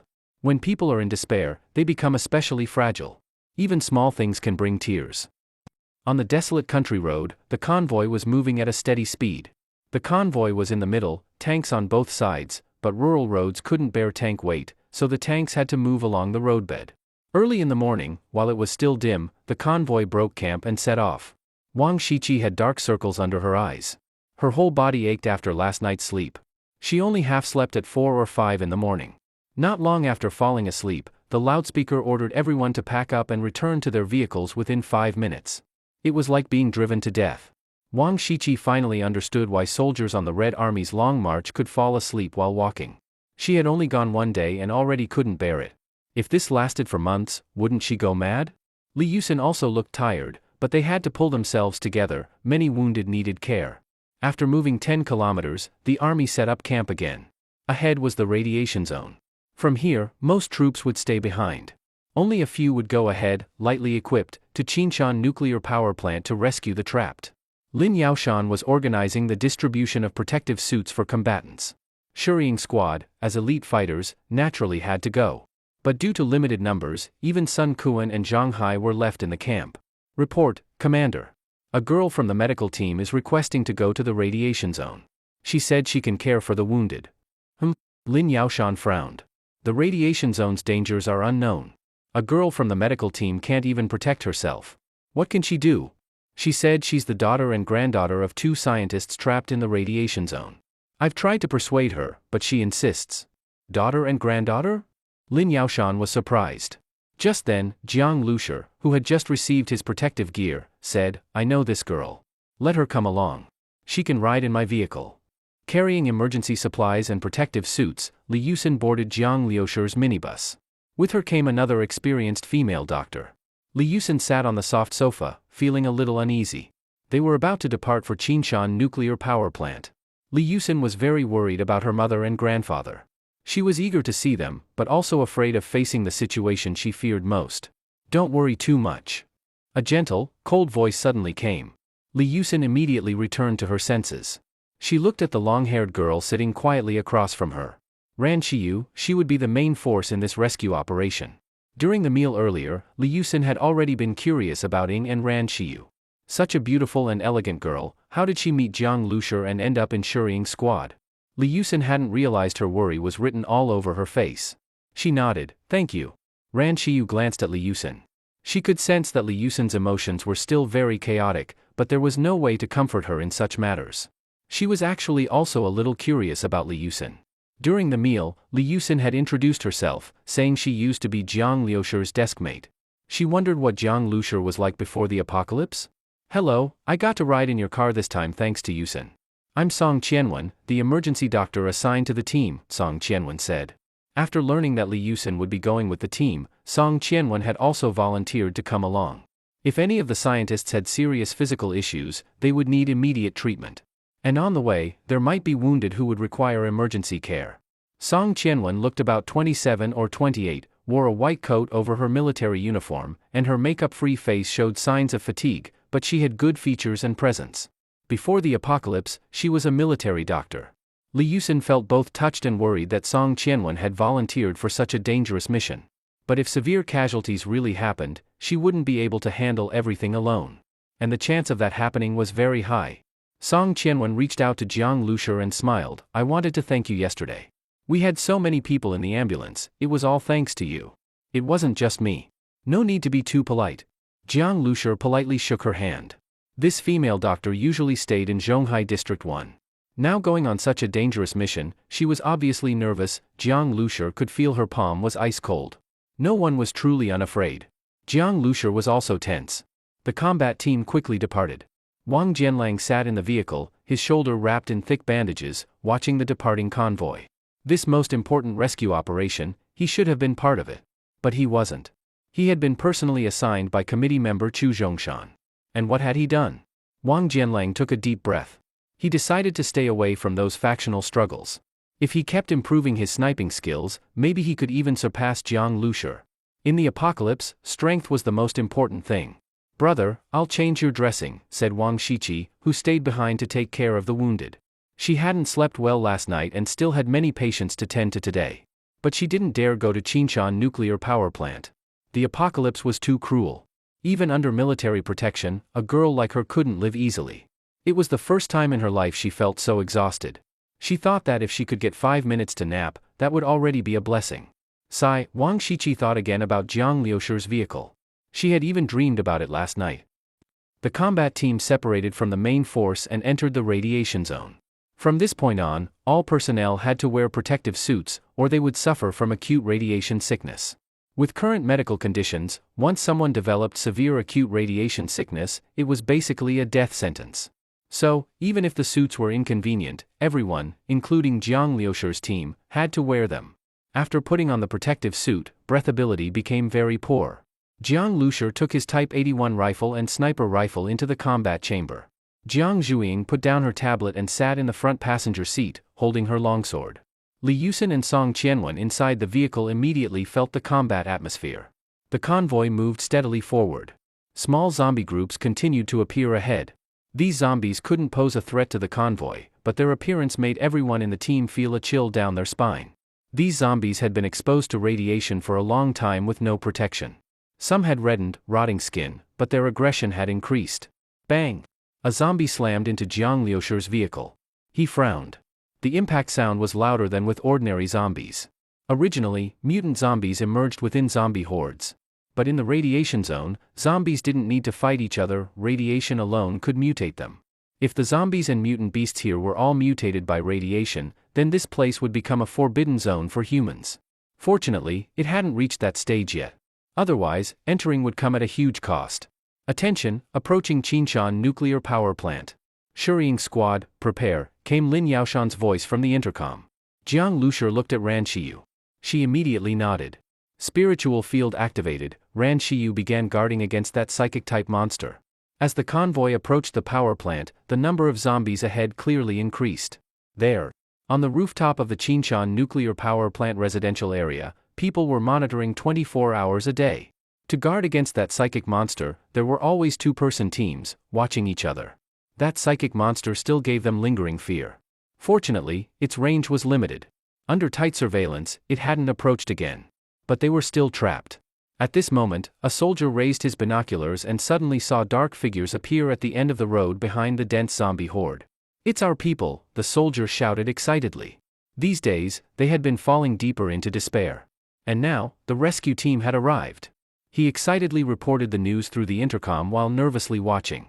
They had suffered heavy casualties getting here. Now that the rescue team had come, could they break through the siege and get the trapped people out? The soldier wasn't sure. In the pitch-dark basement, a beam of orange flashlight glowed. This was an old-style flashlight found in the residential building. The high-powered flashlights previously issued by the military had already run out of power. The so-called basement was actually only half underground. There used to be a small light well, but now, to block radiation, the light well had been completely sealed. Su Guangqi sat on an old chair, panting heavily, trying to take off his face shield. Because complete sealing had to be ensured, the radiation protection suit's mask was not easy to remove. "Dad, let me." Su Tong quickly stepped forward to help. Actually, even in this basement, the radiation level was only lower than outside, not completely gone. This made Su Tong always worry about her father's health. Radiation kills cells, it could kill useful ones, or useless ones. If it damages useful cells and even breaks DNA strands, it could lead to cancer. Radiation is a strange killer. Some people suffer no effects, while others develop cancer. Every time she saw her father's white hair and thought about his body, Su Tong would feel a sting in her nose. Su Guangqi finally took off his mask, breathing heavily, and said nonchalantly, "It's just eating, only takes a while." "What are you worried about?" The Soviet Chernobyl radiation zone was said to be uninhabitable for 20,000 years, but didn't people still travel there to see the ruins? Didn't people still live there and reach 80 or 90 years old? Su Guangqi spoke with effort, having already drunk half the thin porridge in his bowl. He then pushed it toward Su Tong. "Dad, drink a bit more," Su Tong couldn't help saying, but Su Guangqi was very stubborn. Without saying a word, he had already started putting the mask back on. Hunger was a terrible torment. Even the unpalatable mush had become a delicacy now. Just as Su Tong wanted to persuade her father again. Bang! The basement door was slammed open. Su Tong was startled and almost knocked over the porridge bowl. She quickly steadied it with her hands, only to see the person who rushed into the basement was the young soldier who usually distributed porridge. He looked extremely excited, and his steps were so energetic he nearly hit the basement ceiling. "They're here. They're here," the young soldier stammered. "Who's here?" Su Tong instinctively asked, already realizing a possibility she dared not imagine. "Our soldiers are here. They drove armored vehicles over from the plant area." "Really?" Su Tong was overwhelmed with joy. That feeling of hope arriving in despair was unforgettable. Her fear of death and worry for her daughter made her unable to stop crying. "Mr. Su, I'll carry you."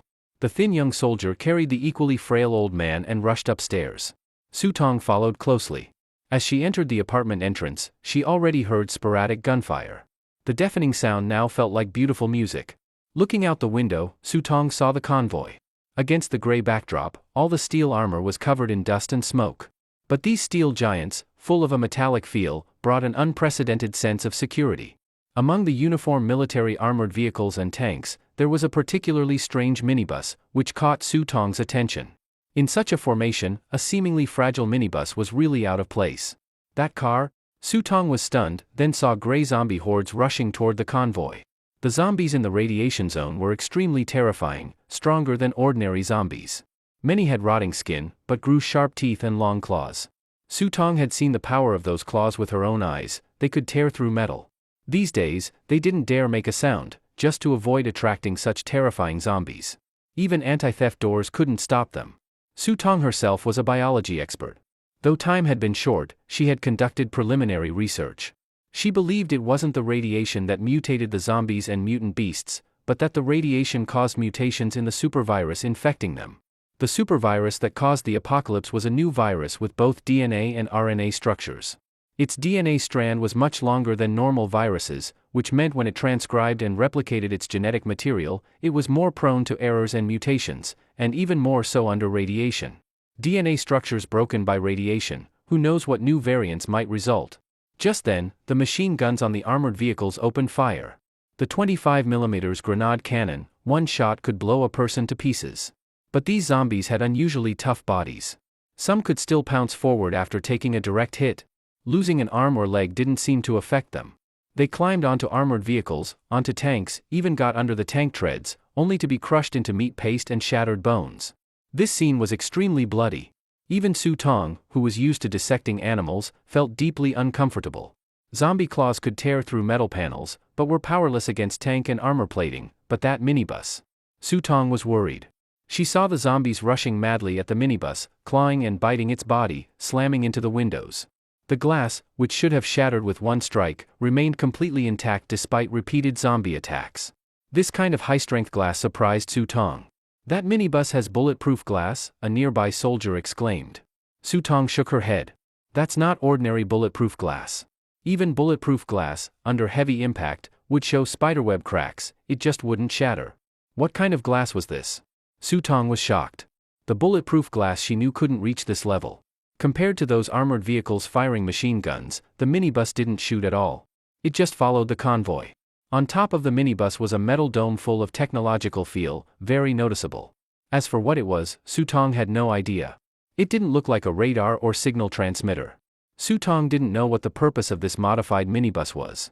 But being able to charge through a zombie horde without any damage to tires or windows, it must have been extremely difficult to modify. Was this vehicle an ambulance? Or was it here to pick up weak scientific personnel like them? Jiang Lushur sat in the combat room of the base vehicle, holding an AMR sniper rifle and observing the surroundings. After modification, the base vehicle's combat room had a wider viewing window, but because of the blocking residential buildings, visibility was still very limited. The scurrying squad's eyes relied entirely on Ran Shiyu.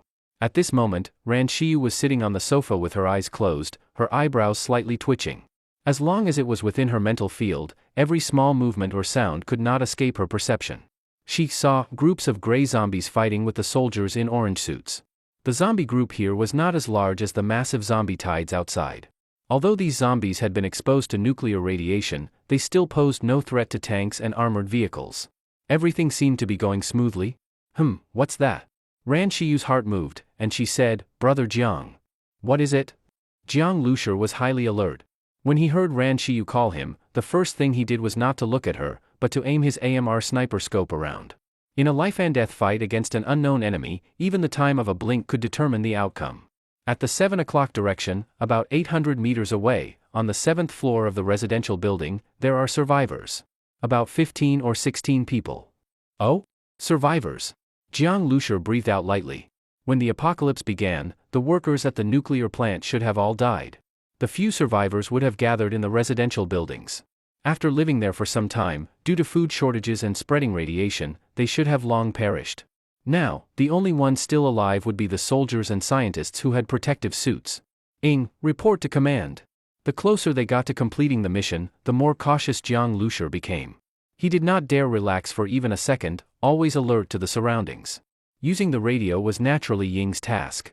Ying picked up the intercom and said calmly, "Scurrying squad has found survivors, 7 o'clock direction, 800 meters away, top floor." Ying's words were very concise. In the armored vehicle, Lin Yaoshan's heart tightened. Survivors. 99%, they were the trapped scientists.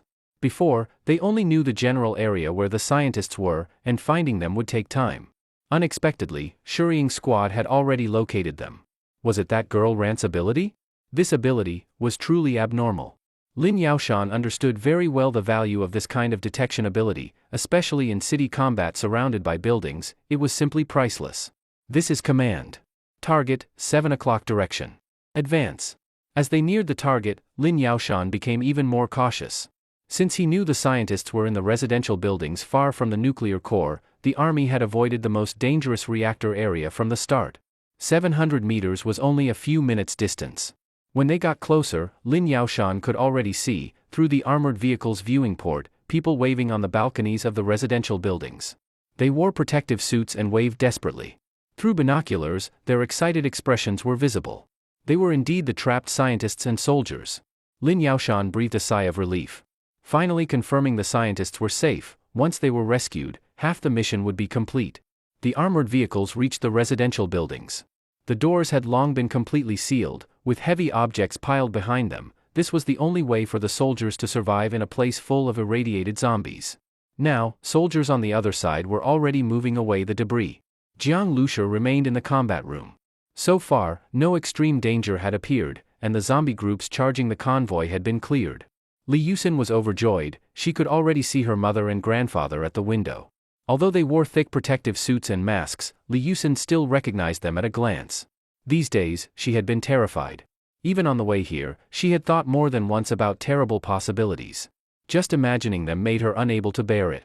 As the obstacles were removed, the survivors trapped for many days finally met the army. The moment they stepped outside, everyone felt as if they were seeing daylight again. Li Yusin and Song Qianwen quickly carried medical kits out of the vehicle. After being in the radiation zone so long, hungry, frightened, and poorly rested, these people's physical condition must be bad, especially the older scientists. Mr. Su, I'm setting you down, stand firm. The always cheerful young soldier carried old Mr. Su out of the building, and someone immediately came to support him. Mom! Grandpa! At this moment, Li Yusin rushed out of the crowd.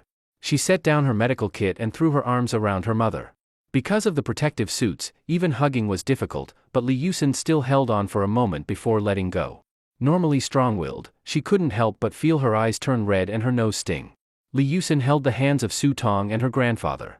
Seeing her mother's clearly thinner face and the ulcers on her grandfather's skin beneath his mask, tears finally streamed down her face. Su Tong also wept uncontrollably, and even old Professor Su's eyes grew moist. He didn't want his granddaughter to see him cry, but with the mask on, he couldn't wipe his eyes and could only turn his head aside. Yusin, why did you come here? Old Mr. Su seemed to want to scold her, but his tone couldn't sound harsh at all. On this journey, Li Yusin must have gone through many dangers and hardships. Thinking of what her daughter had experienced, Su Tong couldn't stop crying even more. But more than sadness, they were tears of relief. She had once thought she would never see her daughter again. In the apocalypse, separation and death were common, but when such common things happened to oneself, the pain was unbearable. The young soldier nearby saw this scene and smiled sincerely and warmly. At that moment, the young soldier suddenly fell to the ground with a hard thud. Su Tong let out a startled cry, "Comrade! I'll take a look." He fainted from exhaustion and malnutrition. "Quick, someone carry him to the vehicle." Li Yusin ran over immediately. She didn't even have time to say a few more words to her family before she was busy again. "Mom, Grandpa." Song Qianwen came over with the medical kit. "It's all right. I'll help check both professors." "Okay, thank you, Sister Qianwen." Li Yusin nodded quickly and hurried after the soldier being carried to the vehicle. Meanwhile, Song Qianwen was checking the heart rate and pulse of the two Su professors. Except for Mr. Su's skin condition, there's no immediate problem. But everyone's strength has weakened a lot over these days. We'll need to travel again soon.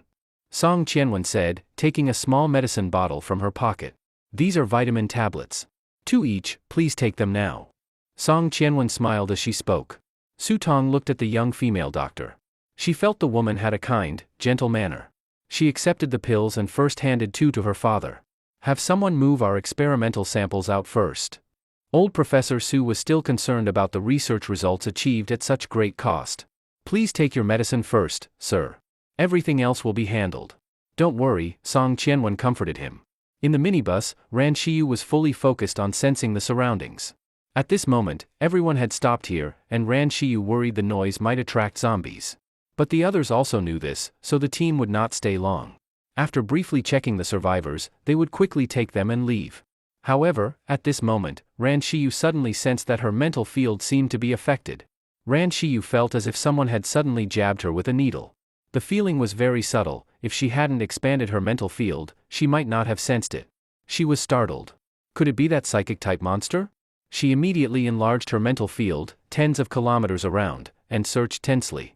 But all she saw were some grayish spiritual orbs. That was just distant wandering zombies. "I may have sensed that psychic monster. Be careful," Ran Shiyu's voice rang in Jiang Liushir's mind. "What?"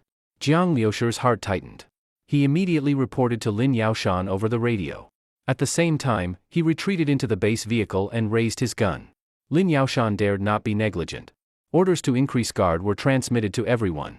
People felt nervous, especially the survivors trapped here. During the rescue process, the armored vehicles had surrounded the residential building in a semicircle to protect it. Except for those assisting, the other soldiers were all fully focused on guarding, while shooting down wave after wave of small zombie groups that came. Ran Shiyu sat inside the vehicle, the scurrying squad stayed in the vehicles. At this moment, protecting themselves was the premise for applying maximum combat power. The tense atmosphere spread among everyone. They all knew clearly how terrifying that psychic monster was. If someone among them were controlled by that monster, especially the tank gunners, then, to prevent irreparable consequences, their teammates could at any moment draw their guns and shoot that comrade. This was an unfortunate military order. Every soldier understood it. Many had sweat on their foreheads. They didn't know if Ran Shiyu could protect them. Silence lasted a long time. The whole unit was as quiet as a crow. Everyone was on high alert. Li Yusin, returned inside the base vehicle, didn't dare make a sound. She really wanted to care for her mother and grandfather, but was afraid of disturbing Jiang Lushi at this time. Time passed minute by minute. A full quarter hour went by. Nothing happened. Could it be a false feeling? That thought surged in many people's minds. But Lin Yaoshan did not order anything, and no one dared to relax vigilance. Until half an hour passed, more and more people began to doubt whether Ran Shiyu's sensitivity was overactive. Psychic powers are intangible. Mistakes in sensing are not weird. Lin Yaoshan furrowed his brow, picked up the radio. This is command. All units, pay attention. Do not relax. Maintain first-level readiness. Everyone withdraw. They couldn't stay here forever. Maybe Ran Shiyu missensed. Perhaps the young girl was too nervous. If so, safe withdrawal would be best. Is it okay now? On the base vehicle, many people wiped cold sweat. Jiang Lushi had not left the combat room, always alert to surroundings. Ran Shiyu closed her eyes to continue her mental field scanning. This consumed huge amounts of her physical strength. Well, luckily it was just a false alarm. I was scared to death. Song Qianwen was drenched in sweat. She tugged awkwardly at her protective suit. With sweat and the non-breathable suit, it felt like being in a steamer.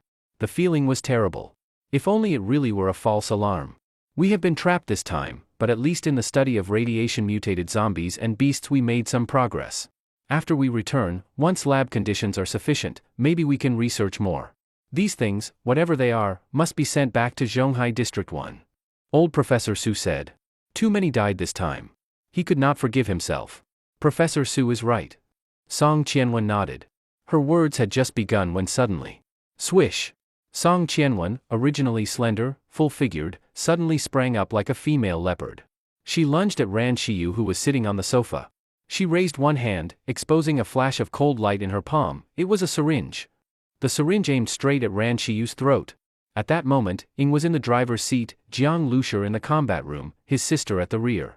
The three guarded three directions. Yet they had never expected danger to strike suddenly from inside the vehicle. The target wasn't Jiang Lushi, the core of Shuriying's squad. It was Ran Shiyu. Danger. Jiang Lushi's spatial awareness was extremely sharp. At the moment Song Qianwen lunged, he discovered it. But even with the fastest reaction, he could not stop Song Qianwen. He held an AMR sniper rifle, its barrel fixed on the firing port. How could he switch weapons in time? As for Ying and Jiang Zhuiying, it was even more impossible. Ran Shiyu, though an ability user, specialized in psychic powers.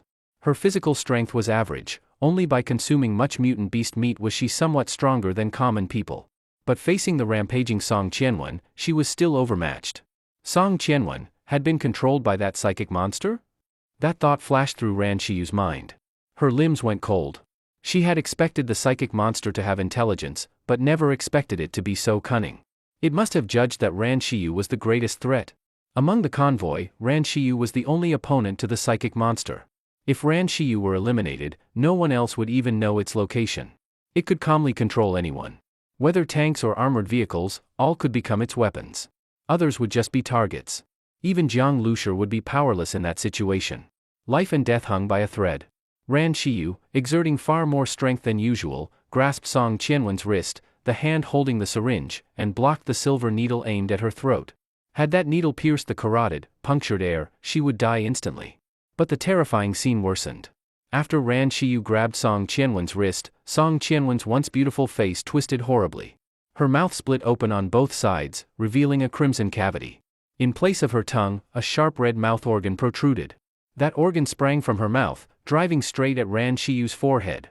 Ran Shiyu still sat on the sofa. She could neither stand nor dodge. The syringe was a feint. The real lethal weapon was that sharp mouth organ. No one could know what would happen if that device pierced Ran Shiyu's forehead. Perhaps it would directly consume her brain. At this critical moment, a soft body suddenly crashed between Ran Shiyu and Song Qianwen, interrupting the murderous strike. A silhouette appeared in the instant between them. It was Li Yusin. Li Yusin was extremely frail and had no strength to push away Song Qianwen. Yet she used her body to block between Song Qianwen and Ran Shiyu. Puff!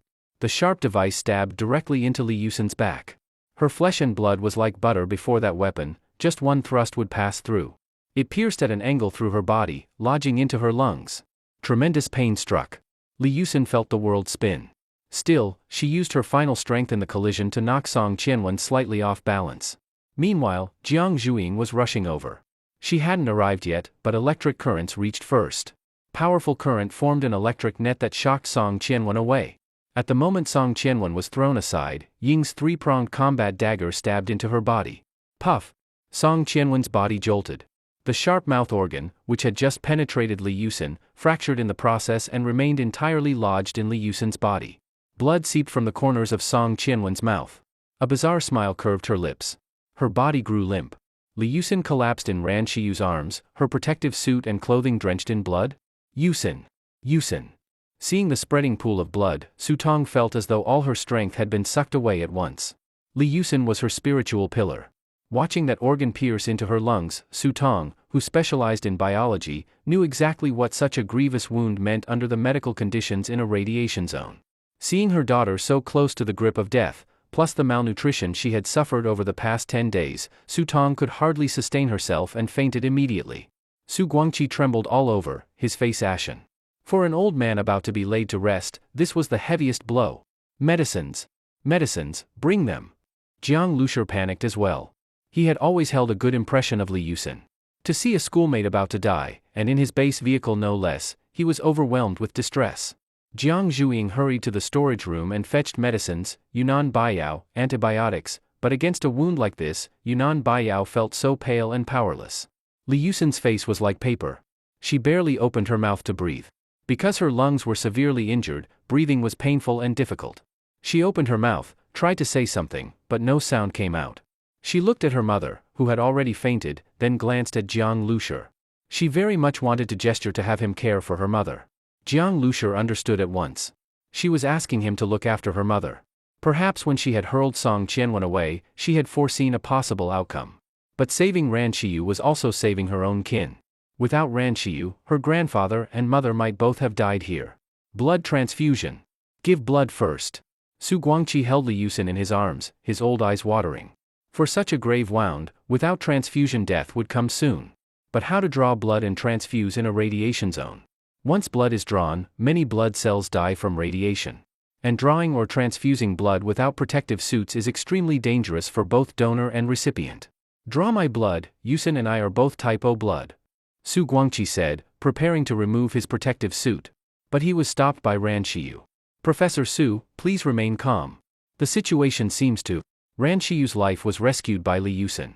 She felt guilt toward Li Yusin, guilt toward Su Guangqi and Su Tong. But at this moment, she sensed something was wrong.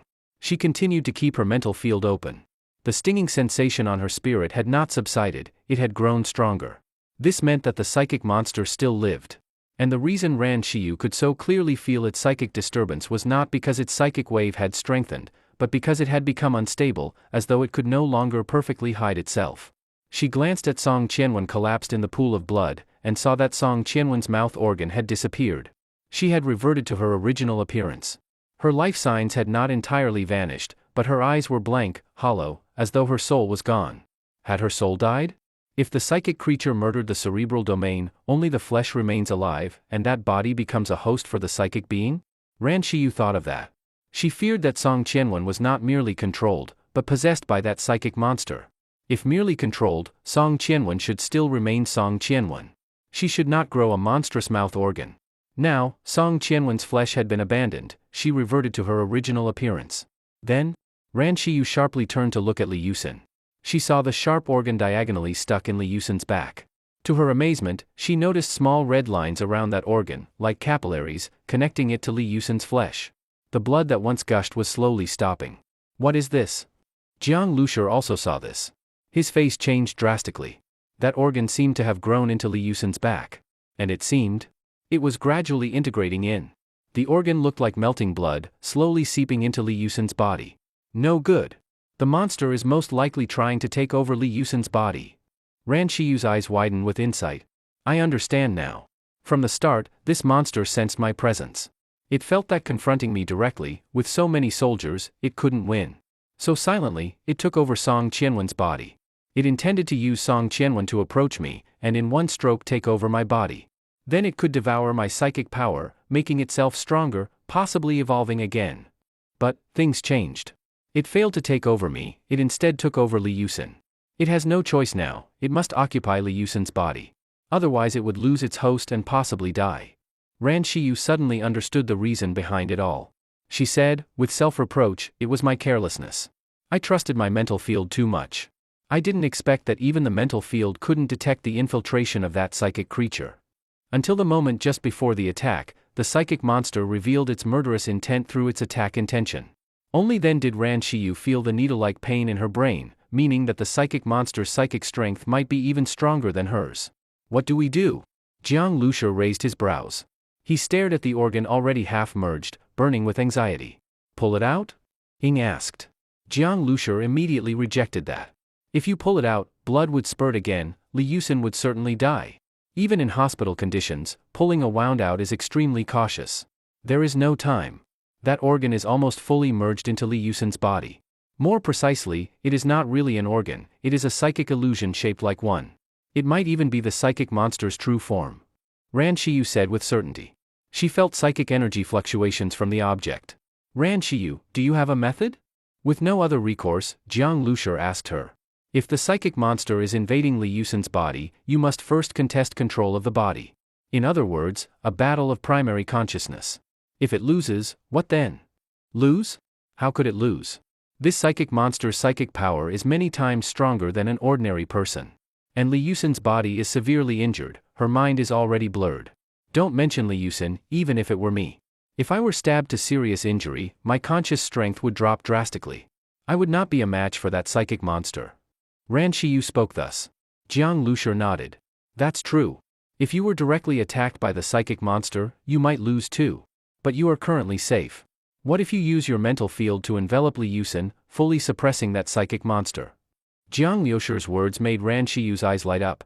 Yes, Li Yusin's body was gravely wounded. But this monster, perhaps now, was also suffering. After all, it and Li Yusin had become one. Previously, the psychic monster's fluctuations were violent, it could not conceal itself perfectly. Under a shift in balance, perhaps she really had a chance to suppress it. Then, let me try. Ran Shiyu said through gritted teeth. Jiang Lushi knew Ran Shiyu's personality. She never made empty promises. If she said she'd try, she would give it her all. Su Guangqi, although not fully understanding Ran Shiyu's abilities, became excited upon hearing there might still be hope for his granddaughter. Miss Ran, as long as you save Yusin, this old man's life is yours. Grandpa Su, Li Yusin ended up like this because she saved me. I will do everything I can, Ran Shiyu said with guilt. She had always blamed herself for her limited psychic strength, which failed to detect the intrusion of the psychic creature in time. Shiyu, Li Yusin didn't just save you, she saved all of us. I share the responsibility too. I failed to protect you. Jiang Lushi shook his head. This kind of situation had completely exceeded his expectations. Ever since acquiring the base vehicle, Jiang Lushi had always had a false sense of security, thinking that as long as the vehicle was intact, everyone inside would be absolutely safe. But now, he understood, in this strange apocalyptic world, there is no such thing as absolute safety. Su Guangqi still wanted to say something, but suddenly, his face twitched. Su Guangqi's voice seemed stuck in his throat. He grabbed the blood-stained armrest of the sofa, his body trembling, and slowly collapsed. Professor Su? Jiang Lushi panicked. One wave hadn't passed yet, and another one had arrived. Li Yusin was still critically injured, and now Professor Su was collapsing. What was going on? He quickly went to support Professor Su, at the same time holding down his hands and watching the surroundings cautiously. He suspected that Professor Su might also have been taken over by the psychic creature. Could this creature control others before it had fully seized Li Yusin's body? Although unlikely, at this moment, any possibility had to be considered. Zhuiying, protect Shiyu, take her farther away. We still don't know what's going on with Professor Su. Jiang Lushi was nervous. What if another tentacle came out of Professor Su's mouth? What then? Would he really have to kill Professor Su? This wasn't just Li Yusin's grandfather, he was also a top scientist in Zhonghai, holding many important research materials. Killing him? Jiang Lushi didn't dare. Su Guangqi's convulsions were getting worse, and just then, Su Tong, who had been unconscious on the couch, suddenly opened her eyes. Her lips were pale, her face like gold paper, her forehead soaked with sweat. She showed the same symptoms as Su Guangqi. Oh no. This is bad. Jiang Lushi suddenly realized a possibility, those vitamin pills. When Su Tong and Su Guangqi were rescued, Su Tong was weak, her steps unsteady, and Su Guangqi had large patches of skin ulcers. Though the skin damage was largely due to prolonged use of protective suits, it was also linked to vitamin deficiency, especially vitamin B2. A lack of it affects the repair of skin and mucous membranes. As old cells die and new ones don't form, ulcers appear on skin, mouth, stomach, etc. That's why people with mouth ulcers often take vitamins. A vitamin deficiency could also lead to sepsis. So when Song Qianwen gave them vitamin pills, although Jiang Lushi thought it wasn't urgent, he didn't doubt it. But now, it seemed that those weren't real vitamins, or if they were, they had been contaminated. Jiang Lushi was in chaos. Under current medical conditions, and still within the radiation zone, with Li Yusin on the brink of death, how could he save Su Tong and Su Guangqi? The manuscript, Su Guangqi's face was covered in sweat. He muttered with a trembling voice. Manuscript? Jiang Lushi immediately understood, he meant his research journal. During the exploration of the radiation zone, he had documented many mutant creatures. Although the study had to stop because of the psychic creature, the notes still held valuable data. But no matter how important the data, it couldn't compare to their lives. As long as they lived, even if the manuscript was lost, it didn't matter. But if they died, the value of that data would drop significantly. Was the psychic creature's goal, in feeding them fake vitamin pills, to kill Su Guangqi and Su Tong, so the research results couldn't be brought back to Zhonghai? The thought sent a chill down Jiang Liushi's spine. This psychic creature's intelligence was terrifying. It probably sensed Ran Shiyu's presence early on, but didn't know who Su Tong and Su Guangqi were. Only after possessing Song Qianwen did it learn, through overheard conversations or Song Qianwen's memories, that Li Yusin's mother and grandfather were scientists studying radiation-mutated creatures. And the creature itself was likely one of those very mutations. It didn't want to be exposed, so it not only tried to kill Ran Shiyu, but also aimed to destroy the scientific findings and eliminate the threat. And it succeeded, all of it. Every step of its infiltration had been calculated, deceiving everyone. At this point, the military had disembarked from their armored vehicles. They had learned of the situation via radio. Lin Yaoshan personally came to the base vehicle door. Captain Jiang, what's going on? He asked urgently. Both Ran Shiyu and the two scientists were national treasures of Zhonghai district. Ran Shiyu, in particular, was key to safely returning the convoy. Don't open the door, Jiang Lushi ordered calmly. Allowing outsiders to board now would only worsen the situation. What if another monster had slipped in among the people? Better safe than sorry. Shiyu, save Li Yusin first. Letting watch over the two professors. If either of them mutates. Jiang Lushi didn't finish, but he understood. If they turned into monsters, they'd have to be killed, there was no cure. Just then, Jiang Lushi noticed Ran Shiyu covering Su Tong and Su Guangqi with her psychic domain. What are you doing? Psychic suppression, suppressing the professor's brain activity to the lowest level. It's like putting them into deep sleep, even slowing their autonomic nervous functions. You can think of it as hypnosis. As she spoke, Su Tong and Su Guangqi slowly calmed down from their earlier pain and fell asleep. This is way more than hypnosis, Jiang Lushi marveled. Psychic suppression could do this? Not just the mind, but even autonomic systems? Even if I slow their metabolism, I still can't save them. I can only delay the effects of the poison. They might still die in their sleep. But right now, we have no choice. As she spoke, Ran Shiyu gathered her psychic energy into a bright white beam and sent it into the center of Li Yusin's forehead. The energy was so concentrated that Jiang Lushi and the others could see it with the naked eye. That white light, was it spiritual energy? After releasing it, Ran Shiyu seemed completely drained. Her body was soaked in sweat, but she still gritted her teeth and held on. Wake up, wake up! Jiang Lushi prayed in his heart. Is this, the campus of Jinling Xinya Middle School? When the school bell rang, Li Yusin walked into the classroom in a daze with the crowd. The students were all wearing neat, well-fitted uniforms. It looked a bit like Western-style uniforms. After all, Xinya Middle School was a prestigious private school in Jinling. To make the school's image more distinct, a lot of effort had gone into the design of the school uniforms. They were well-made and fashionable, completely different from those baggy ones in many other schools. So, no one complained about being required to wear them. Li Yusin sat back in her seat, still confused. She looked out the window at the corridor. The afternoon sunlight was so bright it was almost dazzling. Outside the corridor was the playground, which was empty at the moment. She could see the neatly trimmed green lawn, the soccer goals with white nets on either side, and basketball hoops not far away. In the distance were the dormitory buildings, with their windows shining brightly like dazzling jewels in the sunlight. Was it all a dream? Li Yusin was lost in thought. She turned her head and saw the boy who shared her desk. He, too, wore a neat school uniform, and there was a thick stack of books on his desk. However, his stationery, school bag, and shoes were all very simple. His name was Jiang Lushi. His family wasn't well off. He got into this private school purely through his academic achievements, and because he had a full scholarship, he could manage the expenses here. Still, in a school full of rich students, someone like him really stood out.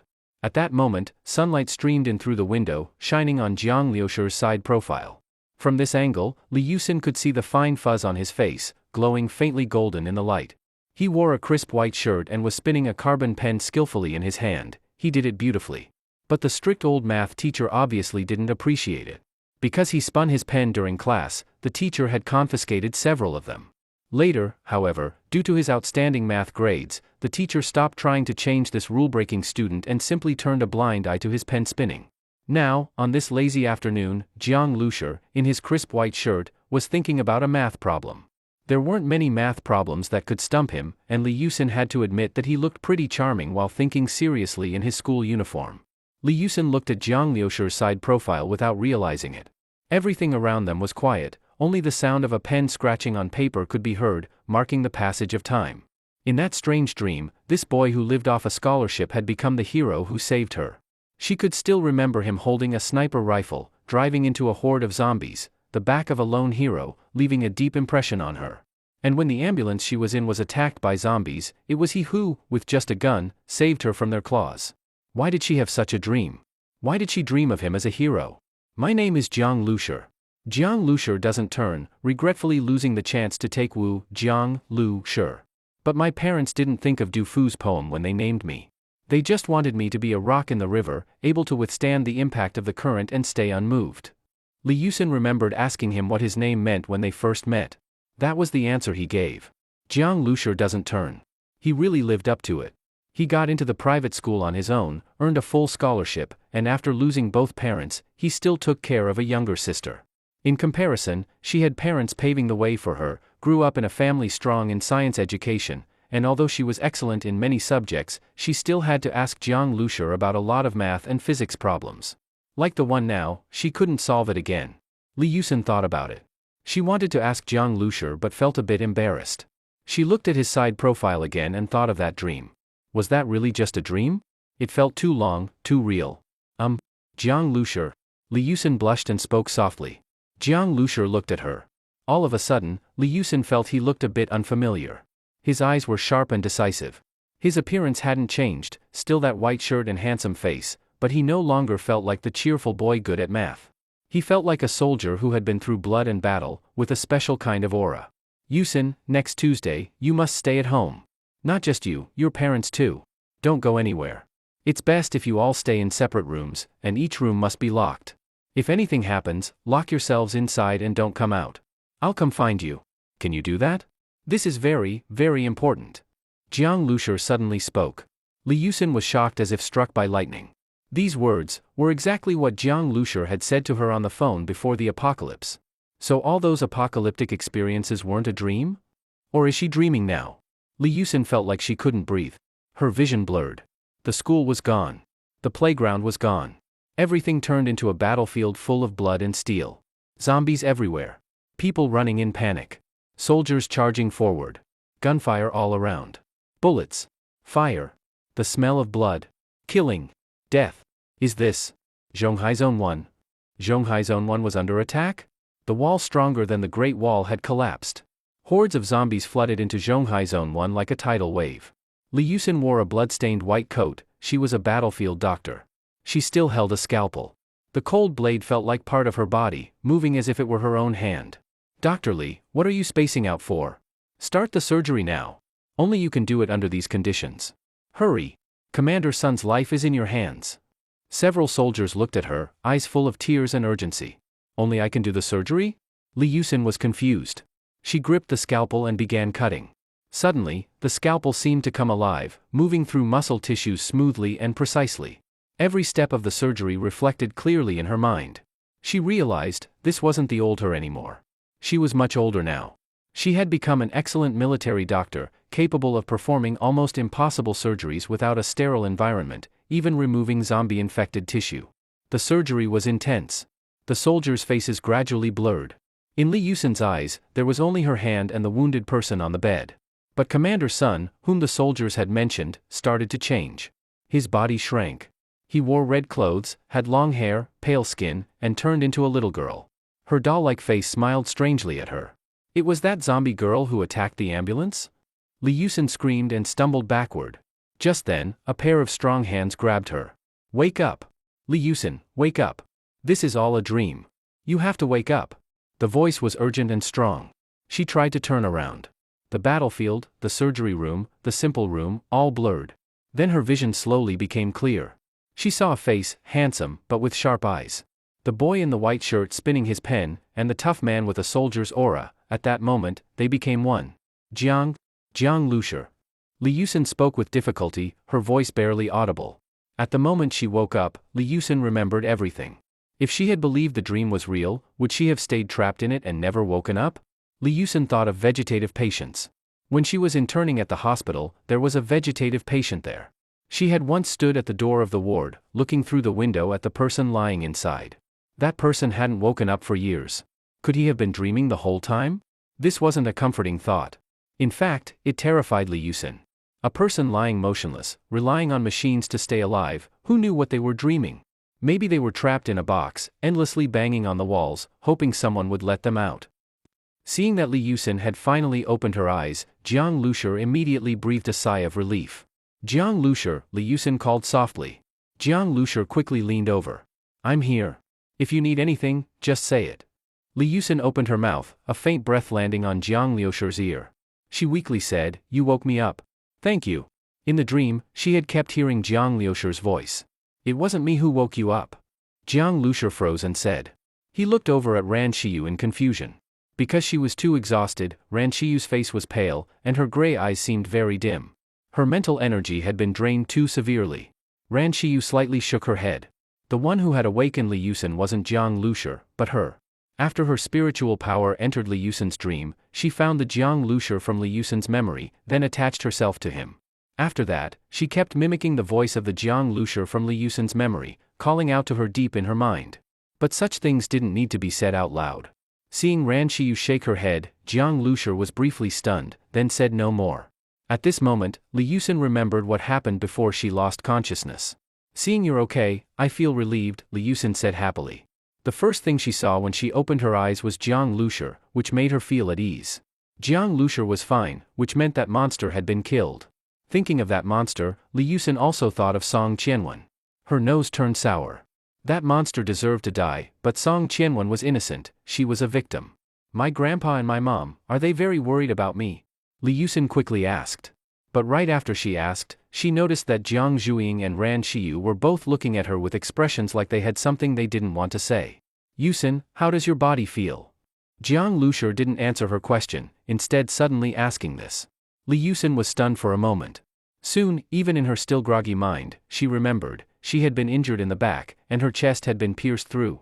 But how was she still alive after being pierced in the chest? As a doctor, Li Yusin clearly understood what such a serious injury meant under these conditions.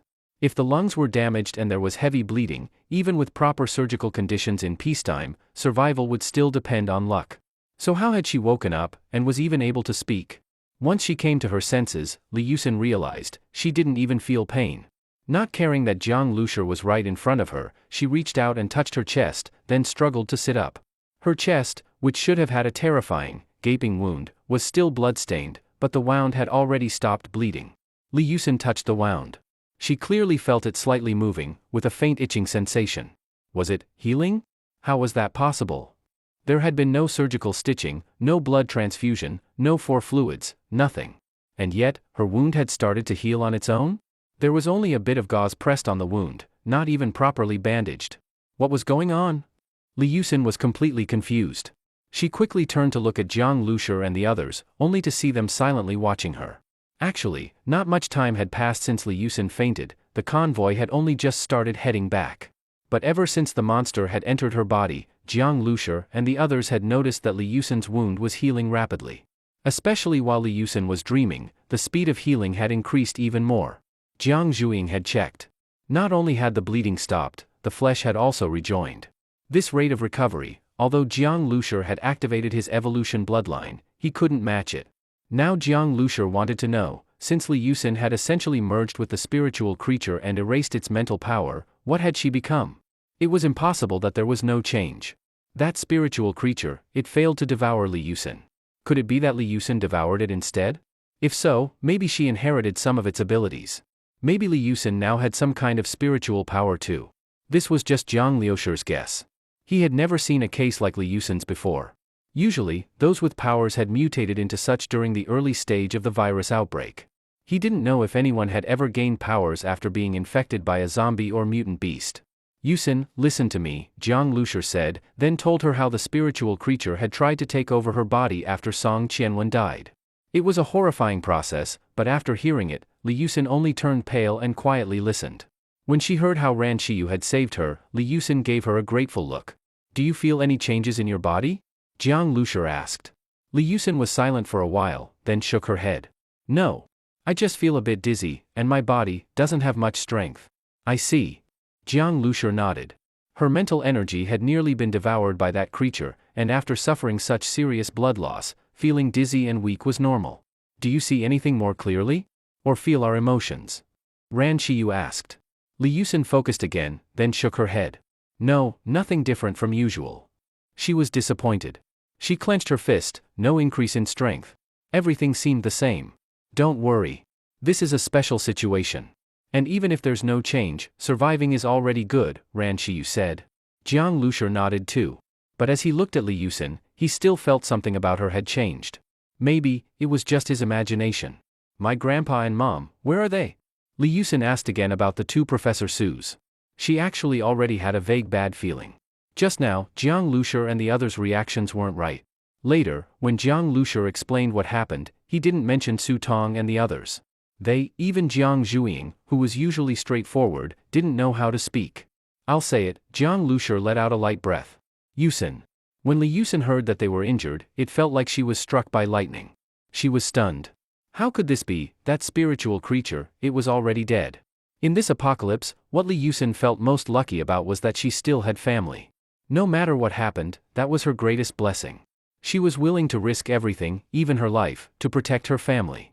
But now, after waking up, she was told, her most important loved ones had fallen? Ran Qiyu has already put them into deep sleep, Jiang Lushur said. But even so, whether they could make it back to Zhonghai safe zone was uncertain. Hearing that two important scientists had collapsed, and Li Yusin's life was also uncertain, Lin Yaoshan and the others were nearly panicking. But panic was useless. Lin Yaoshan supported Jiang Lushur's decision. He had people keep away from the minibus and remain on guard. He himself also stood at a distance, frequently glancing at the direction of the minibus. From outside the window, he couldn't see anything. He was desperate to know the situation. At this moment, Ying's voice came from the radio. Li Yusin is awake. That's great. What about the two scientists? Lin Yaoshan asked. Still unconscious, Ying said. Lin Yaoshan's heart instantly sank, and the mood across the army became heavy. If anything happened to the two scientists, then this mission was basically a failure. It was all because of that spiritual creature. Bang! Lin Yaoshan smashed a heavy fist onto a nearby armored vehicle. The pain from his fist brought him back from his rage and hatred. Get ready to move, Lin Yaoshan ordered. Rush back to Zhonghai safe zone, maybe there was still hope. In the minibus, after hearing Jiang Lushur's words, Li Yusin stayed stunned for several seconds. As a doctor, she knew very clearly what this situation meant. It's impossible to guard against. Who would think that a monster could have such intelligence, even disguising itself with vitamin tablets to poison people? Even before the apocalypse, many people died from poisoning each year. After the apocalypse, with so many mutated organisms, who knew what poison that creature used? Li Yusin felt empty inside, like someone drowning in despair.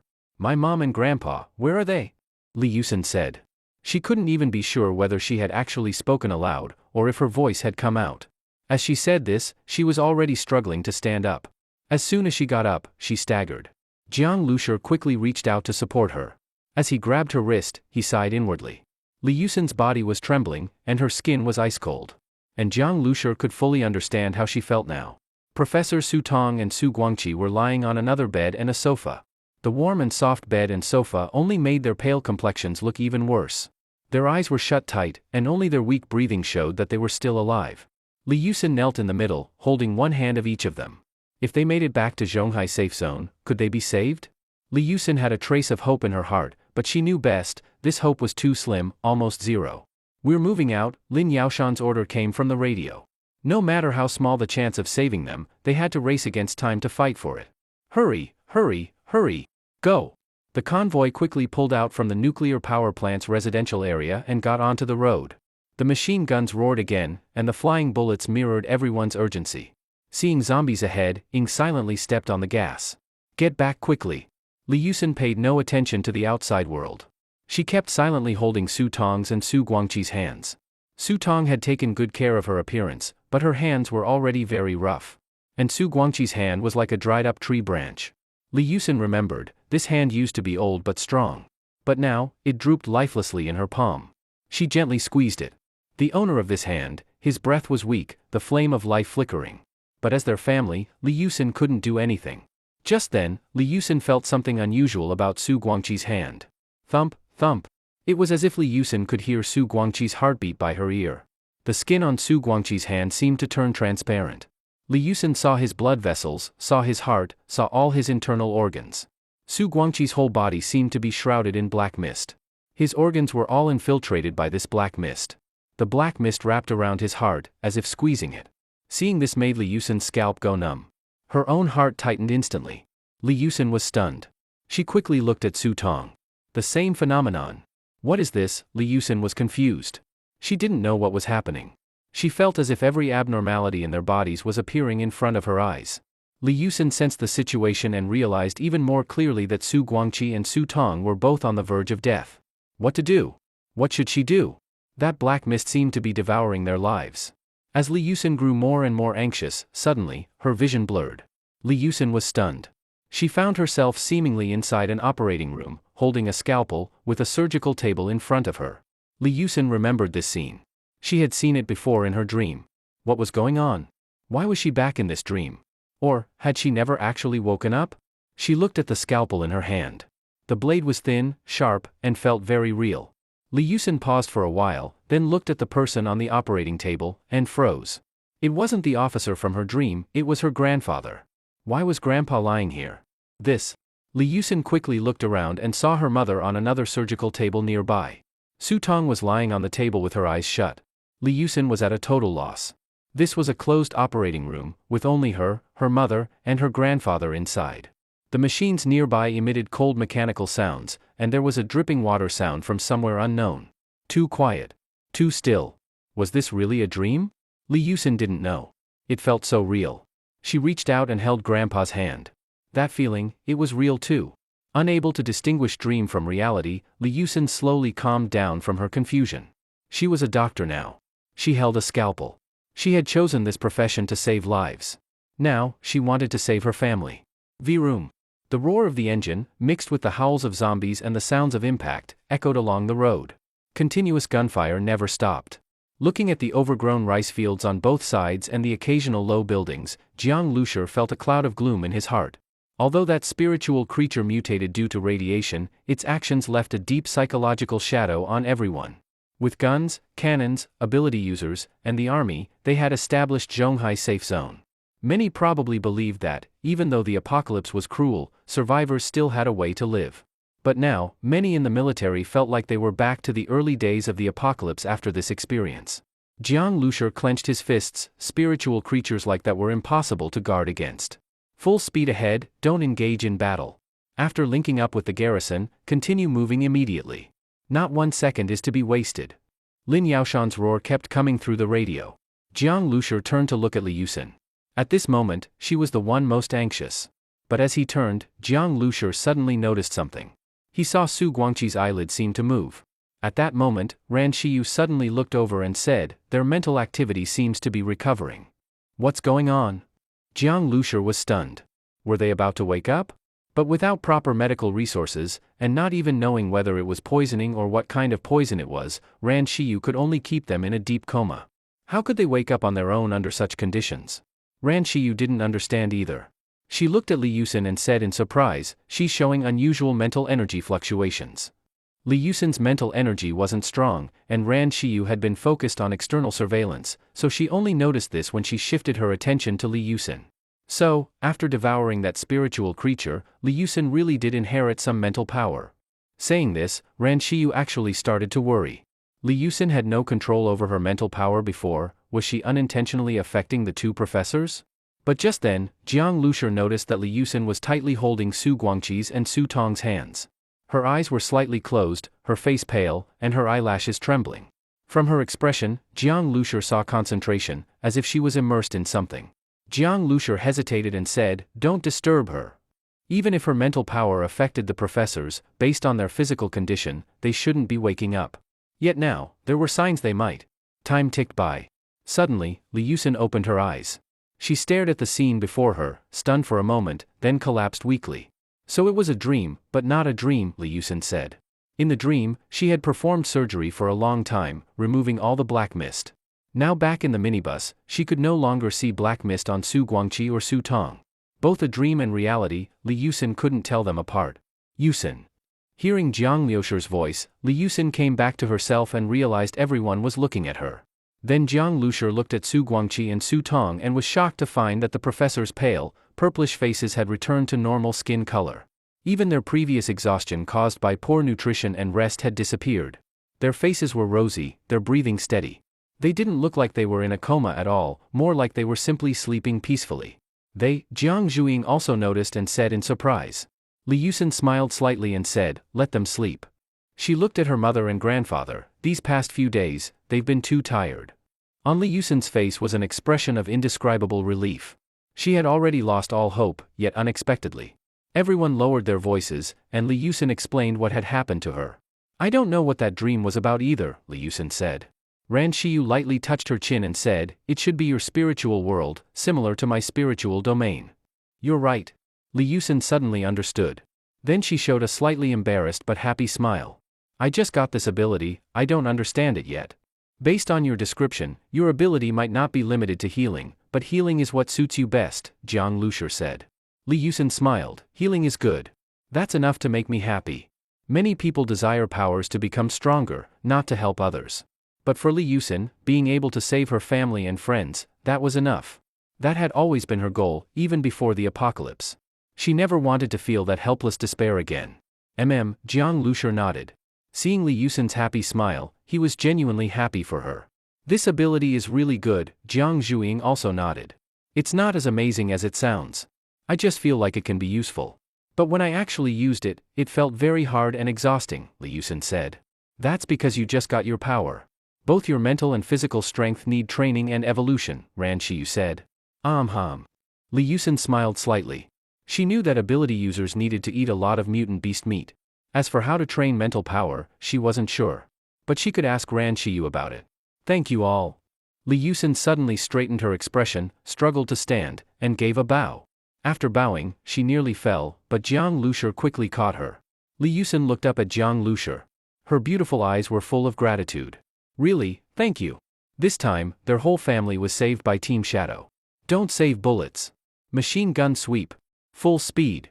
Lin Yaoshan's roar came again through the radio. His hoarse voice was still loud. "Oh crap, I almost forgot." Jiang Lushi quickly picked up the radio. "The two professors are okay now." "What?" Lin Yaoshan was stunned. "I said, the two professors are fine," Jiang Lushi repeated. Still the same Jiang Lushi, he never used the radio properly. But this time, hearing Jiang Liushi's voice, Lin Yaoshan felt it was the best sound in the world. The professors were fine. All the soldiers and survivors let out a long sigh of relief. This meant that all the sacrifices weren't in vain. Their mission wasn't a failure. The research results, samples, and notes would now return with the two professors, and finally reveal their value. The convoy kept moving forward and soon arrived at the location where the main force was stationed. Wang Shiqi quickly came up to greet them. She had been busy all day at the base camp, barely even having time to sit down. On one hand, she was eager to know how Li Yusin's family was doing. On the other hand, she also wanted to vent to Li Yusin afterward. Li Yusin was kind and would comfort her well. "What? So much happened? So, Yusin, you've become an ability user?" Wang Shiqi was stunned, her expression a bit complicated. This time leaving the safe zone and coming outside, Wang Shiqi had been scared by the apocalypse. For the first time, she realized that her brother Wang Jianlang wasn't as all-powerful as she thought, and surviving on her own was extremely difficult. Originally, Li Yusin was in a similar situation to her, but unexpectedly, Li Yusin had narrowly escaped death and become an ability user. Although, this wasn't something one should envy. Shichi, Li Yusin suddenly said. Huh? Wang Shichi quickly snapped out of her thoughts. Shichi, I've been thinking, I want to use this power and make myself more useful, Li Yusin said. Use it? Yeah, Wang Shichi nodded. She paused for a moment, then said, Yusin, you've been through so much today, and you still look weak, go get some rest. It's okay. The army will stay here for a while. By the way, Shichi, how was your day? Li Yusin asked. Wang Shichi moved her lips, then shook her head and smiled slightly. I'm fine. Li Yusin glanced at Wang Shichi. She felt like something about her had changed. The harsh environment, and Wang Jianlong's injury, all of it had probably helped Wang Shichi grow. The mutant beast meat stew is ready, eat more of it. As soon as they returned to the vehicle, Ran Shiyu came out with a large pot full of fragrant mutant beast meat. Li Yusin sat at the table, and Jiang Zhuiying placed a bowl of meat in front of her. Seeing the tender, juicy meat, her appetite was triggered. Eat, and have some vegetables too. Jiang Lushi added some greens to her bowl. You won't feel so weak after eating. Li Yusin looked at the meat and vegetables in her bowl, then at the group sitting around inside the vehicle, including Zhang Hai and Sun Kuan who had just come up. Though the small vehicle was packed, it didn't feel crowded, it felt lively and comforting. Li Yusin was quiet for a moment, then smiled slightly. I can't eat for free. So, I wanted to ask, do you guys need a not-so-qualified intern doctor? As she spoke, she tilted her head slightly, making her ponytail swing a bit. That clean, sweet expression and natural little gesture made Jiang Lushi momentarily dazed, as if he was back in high school. Jiang Lushi was silent for a moment, then nodded, as long as you're not asking for a high salary, you're welcome.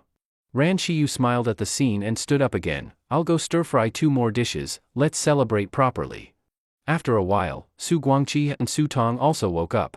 They had been poisoned by the spiritual creature, but after a deep sleep, they not only recovered, they looked radiant. Their lack of sleep from before had been fully made up for. Seeing that Li Yusin was okay, the two were overwhelmed with joy, and Li Yusin ended up recounting everything again. Grandpa, Mom, I've decided, I want to stay with Team Shadow. My ability needs to grow, and I think they'd be happy to have a doctor, Li Yusin said. Su Guangqi and Su Tong looked at each other. On Su Tong's face was an expression of reluctance and worry. Team Shadow, as a survivor squad, would definitely need to go out. But Su Tong also knew that although Li Yusin seemed gentle, all of her decisions were well thought out. Once she made a decision, she would carry it through firmly. Li Yusin joining Team Shadow wasn't just for training, it also had a lot to do with how much Jiang Lushi had helped their family. A mother knows her daughter best. Su Tong understood everything. As for safety, there's no such thing in this world. What matters is having the strength to survive.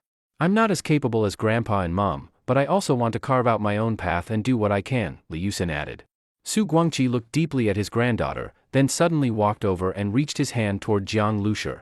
Seeing the old man's hand suddenly stretch out in front of him, Jiang Lushi looked up in surprise. On Su Guangqi's stubborn, weathered face was a serious expression. I'm entrusting my granddaughter to you, take care of each other, Su Guangqi said as he held out his hand. Jiang Lushi paused for a moment, then quickly took the old man's hand. Such a decision from the old man wasn't easy. But in that moment, hearing the word entrust, Jiang Lushi felt a strange feeling in his heart. I will, Jiang Lushi said solemnly. Just then, Jiang Zhuiying suddenly whispered, doesn't that mean it's going to be more cramped in the vehicle? As soon as she spoke, Jiang Lushi smacked her head with lightning speed, causing trouble. With the two scientists awake, the whole army became even more motivated. After checking on the scientists, Lin Yaoshan finally let out a sigh of relief. Although there was no longer an urgent rush back to Zhonghai, Lin Yaoshan decided to depart early to avoid any new problems. Zhonghai. From far away, the sounds of gunfire and explosions could already be heard. Standing on the roof of the vehicle and looking far into the distance, the zombie horde flooding the city streets looked like a black tide. Just seeing it made people's skin crawl. It was a primal sense of danger. Even ability users felt it. The convoy traveled along the safe route back. There were fewer zombies along the way than in the city.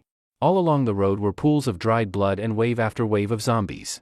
After struggling for several hours, the convoy finally reached Zhonghai District 1. But at a glance, everyone's heart sank. That massive wall like a black dragon was now covered in thick smoke. The ground was full of craters, and under the wall were piles of zombie corpses. What happened? Everyone was in disbelief.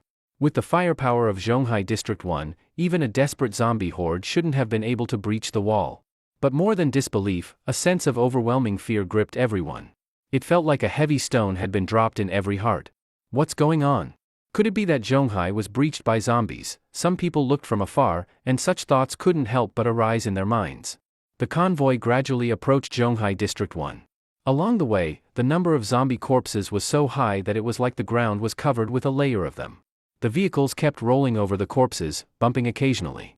Even without deliberately looking outside, they could see corpses everywhere, some pierced by bullets, some blown apart by shells. As they got closer to the city wall, the scene on the wall finally let people breathe a sigh of relief. On the towers, behind heavy artillery and machine guns, there were soldiers. The city wall was lined with dark barrels of guns. The convoy arrived at the main gate. The thick iron gate made of alloy steel was tightly shut, covered in blood, and heavily guarded. Lin Yaoshan had someone shout a few words, and the gate slowly opened. The minibus followed the convoy into the gate, and Jiang Lushi looked at the soldiers on both sides behind the gate. What made him frown was that many of these soldiers were injured, lying on the ground leaning against the walls groaning in pain. Many of them were covered in blood. One injured man nearby was holding his thigh, his face pale with pain, sweating profusely. His thigh had been completely pierced, bone visible. It made anyone who saw it feel pain. Jiang Lushi even saw several corpses covered with white cloth. What happened? Li Yusin became worried too. Lin Yaoshan couldn't wait to get off the vehicle and called an officer over to ask about the situation. Then, Lin Yaoshan followed the officer somewhere else. After a long time, he finally came back. During this time, soldiers and officers came to perform routine infection checks. "Professors, please get off the vehicle. I've arranged an escort to take you back to the safe zone for a medical check," Lin Yaoshan said. Su Tong got off the vehicle, looked around, and asked worriedly, "Did something happen?" "I don't know much yet. But please rest assured, there's no problem in the safe zone. Even Zhonghai District 1 didn't suffer major losses. You'll be safe during the checkup," Lin Yaoshan said. "The vehicle is ready, and the other survivors who returned from the radiation zone also need to be examined. Please proceed quickly," Lin Yaoshan urged. Su Tong had no choice but to nod. Together with Li Yusin, they helped Su Guangqi off the vehicle. "I'll take my mom and grandpa first. I'll be back soon." Li Yusin turned and waved to Jiang Lushi and the others. She also needed to go home to grab some clothes and pack a few things. Jiang Lushi nodded. While watching them board the vehicle, he also observed the state of Zhonghai District 1. The streets, once bustling, were now a mess. Corpses and the wounded could be seen everywhere, not only soldiers, but even more were survivors. Zhonghai District 1 now looked like a town that had just suffered a zombie outbreak. This didn't match Lin Yaoshan's claim of not much damage. Even if zombies had breached the wall, the soldiers would have been the first line of defense. How could they have made it into the streets and killed so many survivors? "Captain Jiang, please wait," Lin Yaoshan suddenly said. Jiang Lushi was stunned. "What is it?" "Sigh. General Zhang wants to see you." Lin Yaoshan's expression wasn't good, not because of Jiang Lushi. Jiang Lushi guessed that whatever Lin Yaoshan had just heard from that officer must have been bad news. Jiang Lushi actually wanted to ask, but Lin Yaoshan looked very busy. After saying goodbye, he left in a hurry. Driving the minibus and following a leading vehicle, they headed straight to the military command area where General Zhang was located. Along the way, Jiang Lushi saw many similarly tragic scenes as at the gate. Many areas looked like they had been bombed, even buildings had collapsed. Zhonghai District 1 had ability users, but also many ordinary people who had no ability to resist. On the road, Jiang Lushi heard people discussing monsters. This made him wonder, could there have been something like that giant water monster in the zombie tide, causing so many casualties? The military command area was also inside the safe zone, but not in the villa district. Following the lead vehicle, they soon arrived in front of a traditionally styled courtyard house. This place looked completely different from Zhonghai District 1, very quiet and peaceful. "This is the military committee office," the soldier driving the car said. "Thank you." Jiang Lushi got out of the car and brought Ran Shiyu with him. The courtyard was actually large.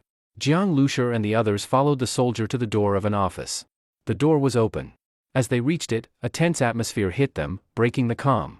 Inside were several officers listening to General Zhang give orders. The general, who had previously given Jiang Lushi a warm impression, now looked tense. His brows were furrowed, and he had a heavy look, exuding a tough, iron-blooded aura, as if on a battlefield. After those officers left, the soldier at the door stood like a spear and saluted sharply. "Report, General. The person has been brought." General Zhang was looking down at the desk, one hand resting on it. After the officers left, weariness showed on his face, a trace of old age. Hearing the report, General Zhang looked up and smiled at Jiang Lushi. "Brought? This is our hero. Captain Jiang, Miss Ran, you've given me a real surprise. This is the only good news I've heard in days." As soon as Lin Yaoshan returned, the news had immediately been rushed to the military committee. The safety of those scientists was a big deal to Zhonghai safe zone. "Come in, have a seat." General Zhang walked out from behind the desk and led them to the sofa and tea table. There was a full tea set in the office. "Tea?" General Zhang asked. "No tea, General. What exactly happened in Zhonghai?" Jiang Lushi couldn't help but ask. This military office gave him the feeling that a storm was coming. General Zhang put down the tea canister and said, "Something indeed happened in Zhonghai. You all know the zombie tide that began some time ago. The tide has been growing in scale. Even if it grew, it shouldn't have broken into the city, right?" Ran Xiyu pressed her lips together. "Of course not. When we built the safe zone in Zhonghai District 1, we fully considered the threat of massive zombie attacks and mutant beast sieges. With our all-round firepower coverage, it's impossible for those monsters to breach Zhonghai from the outside," General Zhang said confidently. "But, what we didn't expect was that, in the early hours yesterday, a kind of monster suddenly emerged from underground in Zhonghai District 1. They were giant worms, some as thick as an adult's arm, others as big as pythons. Hundreds of them appeared, causing massive damage. And at the same time they attacked, the zombie horde launched its largest assault." General Zhang paused, then said in a very serious tone, "I hate to say this, but I must, Zhonghai is very dangerous right now. Those monsters, there are still many, many more. Giant earthworms drilling up from underground truly are impossible to guard against. Whether it's Zhonghai District 1 or the safe zone, there are many green areas with soft soil that don't offer any resistance at all. Among them, Zhonghai District 1 is located on the outer side of the safe zone and has a large number of farmlands, so it's even more threatened. The zombie tide keeps going, and more monsters are being drawn out. Right now, we're constantly trying to come up with solutions. The Research Institute, the military, and survivors in Zhonghai are all taking action together. If the Zhonghai safe zone can't hold out, the zombie tide could instantly swallow hundreds of thousands of people," said General Zhang. "At this moment, everyone must fight for survival. Zombies force people to flee the cities and come to the safe zones. If even the safe zones can't be defended, where else can people go?" No wonder General Zhang was so worried. In just a short time since they last met, Jiang Lushi felt like the general had aged several years. "We'll actively respond. These damn monsters, if they want to eat us, they better not choke. I'm old, I've lived long enough, do you think I'm afraid of them?" General Zhang said, a trace of killing intent and fury flashing in his eyes. Then he looked at Jiang Lushi and said, "Captain Jiang, I'd like to ask you for a favor." Jiang Lushi straightened his posture. "Please go ahead, General." He knew General Zhang hadn't rushed to call him here just to explain the situation. The situation is changing every day. Recently, a giant earthworm even appeared near the Research Institute, which shocked everyone. "We're worried there are other dangers, so we're planning to relocate the Research Institute first," said General Zhang. "Relocate the Research Institute?"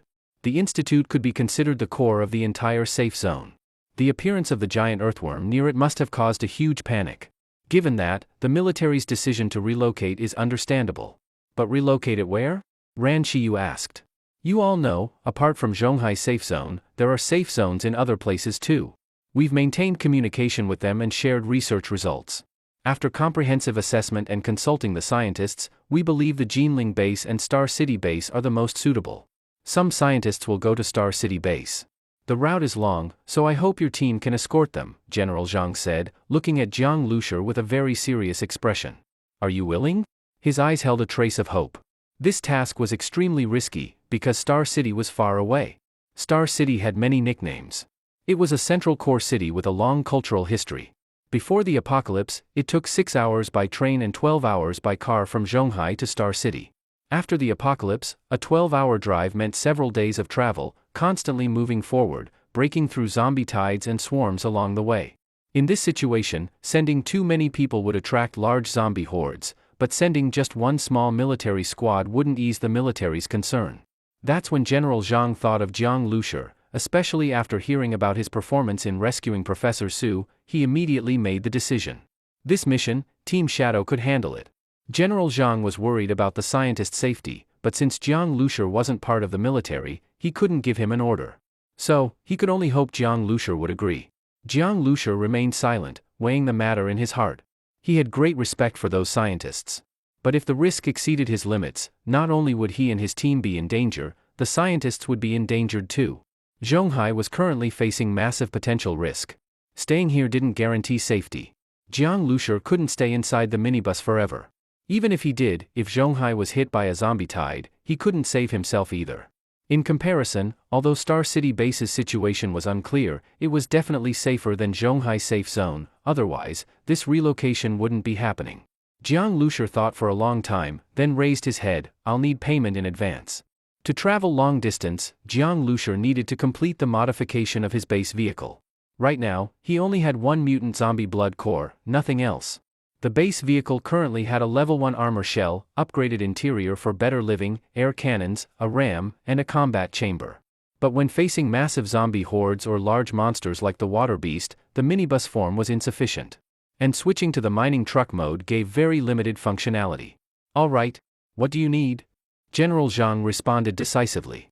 Even if Jiang Lushur took the payment and didn't deliver the scientists to Star City, General Zhang had seen enough to believe he wouldn't misjudge Jiang Lushur's character. Mutant crystal cores and some specific materials, Jiang Lushur said. Mutant crystal cores were something only the military had in sufficient quantity. As for metal materials, the military also had reserves. What Jiang Lushur wanted most was a level 2 mutant crystal core, but those were extremely rare. General Zhang could only promise to try his best to allocate one for him. As they were about to leave, General Zhang looked at Ran Xiyu. Miss Ran, you played a crucial role in this mission. We are very grateful. I promised to help you find your sister who was studying in Yuhang. Unfortunately, we haven't had time to start the search. But on the way to Star City, you'll pass through Yuhang.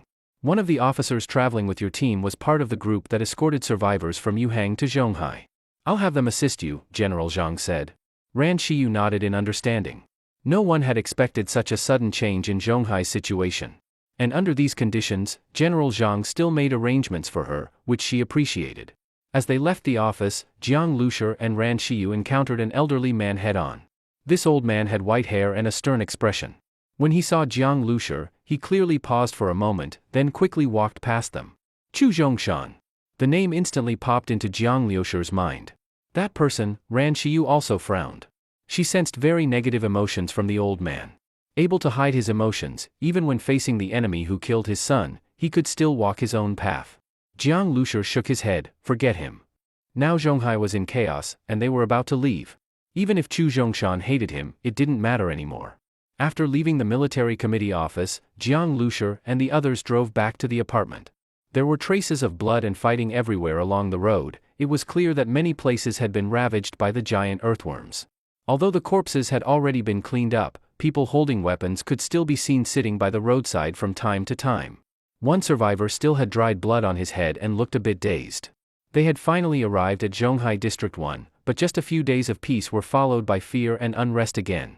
Such extreme highs and lows were indeed too much for many people to handle. The minibus drove through the community. When passing the cafe, Jiang Lushur saw the tightly shut door and thought of Li Qinghui, his old classmate. But judging from the chaos, it wouldn't be easy to find Li Qinghui, and there was no time either. More importantly, staying here was actually safer for Li Qinghui than leaving with him. The road was too dangerous. Even Jiang Lushur had to stay on high alert and handle everything carefully. After returning to the complex, Jiang Zhuiying, Ran Xiyu, and Zhang Hai went upstairs to pack their things, while Ling stayed in the driver's seat. Jiang Lushur sat in the vehicle, calling up the starseed in his mind. The starseed panel clearly displayed the current state of the base vehicle. Vehicle type, base vehicle, standard version, first form, minibus appearance, second form, mining truck appearance. Space configuration, upgraded bedroom X1, kitchen X1, bathroom X1, small living room X1, basic combat room X1. Weapons, basic compressed air cannon, basic ram. Armor, level 1 special alloy, overall defense rating D. Compared to the minibus right after its first modification, it had now been upgraded significantly. But after encountering the spiritual creature in the radiation zone, Jiang Lushur felt the base vehicle was still not enough. Jiang Lushur pulled up the evolution options for the base vehicle. He had already looked through these many times, so he skipped the ones he wasn't interested in and focused on the 3 that mattered to him. Option 5, add weapon, fuel-based flamethrower. Option 8, add radar to the base vehicle. Option 9, upgrade combat room. Radar, Jiang Lushur used to be very interested in this. With radar and infrared scanning, they could detect many dangers in advance, which was extremely useful in the apocalypse. But it was expensive. It required a level 2 mutant crystal core to unlock. A pre-apocalypse radar system for armored vehicles was nearly impossible to get, even now. And even if the military sold it to him, the price would be astronomical. Now, that level 2 crystal core could be saved. With Ran Shiyu in the team, acting like a human radar with precise strikes in her range, why bother with a radar? As for the other two options, adding a weapon and upgrading the combat room, Jiang Lushur was tempted by both. Right now, the combat room could only hold one person and had limited functionality. But upgrading the combat room was very expensive. Activating it only needed 1 core, but upgrading required 3. Although Jiang Lushur had previously performed the feat of consuming 18 crystal cores at once, that was applied to the whole vehicle, and the upgraded armor could even be shared with the mining truck, essentially upgrading 2 vehicles at once. But the combat room was such a small space, yet upgrading it needed 3 cores and special alloy materials. Still, this upgrade was essential for Jiang Lushur. He noticed that Jiang Zhuing's strength had actually improved a lot. But unlike him, who could unleash full power inside the minibus, Jiang Zhuing was restricted by the vehicle. With a long knife and electric powers, she couldn't fully move inside the vehicle. If Jiang Zhuing could also enter the combat room, she'd be able to fight freely without restrictions. Although I brought Zhuing here, it's mostly her who's been quietly supporting me, Jiang Lushur felt a bit guilty. Before the apocalypse, he was the one looking after Jiang Zhuing, but after it began, she had been the one supporting him. Jiang Lushur didn't want Jiang Zhuing to survive under his protection. She was too talented for that to be wasted. In this apocalypse, the best protection was not shielding her from harm, but helping her grow safely until she became strong enough to need no protection at all. Thinking of this, Jiang Lushur didn't hesitate anymore.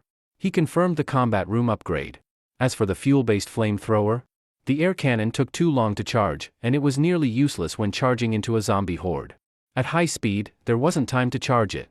Activating the fuel-based flamethrower also required 1 level 1 mutant crystal core. Not too expensive, but the fuel consumption was massive. It required a lot of gasoline to operate. Using it was painful. Next was the mining truck modification. The mining truck wasn't as versatile as the minibus. Jiang Lushur's main use for it was ramming. So the mining truck only needed to be hard, durable, and strong enough to crash into things. Jiang Lushur wanted to upgrade the mining truck in 2 key areas. Speed and ramming power. The mining truck itself wasn't very fast, in fact, it was pretty slow. With acceleration and charge modes, the speed increased noticeably, but compared to the minibus, which was like a supercar, it was still way behind. Jiang Lushur wanted to upgrade the acceleration function. Both vehicles could share it. All of this needs crystal cores, just thinking about it already made Jiang Lushur's heart ache. He hadn't even activated the energy extraction room yet. Once it was active, it would be a black hole for crystal cores. After packing up, Jiang Zhuing and Ran Shiyu returned to the base vehicle to cook and rest. Zhang Hai and Sun Kuan parked the military truck nearby to inspect the vehicle. They would sleep in the vehicle tonight. With the threat of giant earthworms, the apartment might not be safe. Rumors in the complex said that giant earthworms had crawled out of water pipes. Turn on the faucet and a man-eating monster pops out. Even if you survive, you'd be traumatized. Li Yusin didn't return that night. During the night, Jiang Lushur and the others occasionally saw flashes of fire near the city wall, heard gunfire and explosions, and the deep, cruel howls of zombie hordes. At first, all the noise made people uneasy. Jiang Lushur lay on his bed and said softly, "Don't worry. Sleep." Ran Shiyu blinked, gently pulled the blanket up, and closed her eyes. Indeed, in this apocalypse, just being inside the minibus brought a sense of safety. Jiang Zhuing also quietly pulled her blanket up.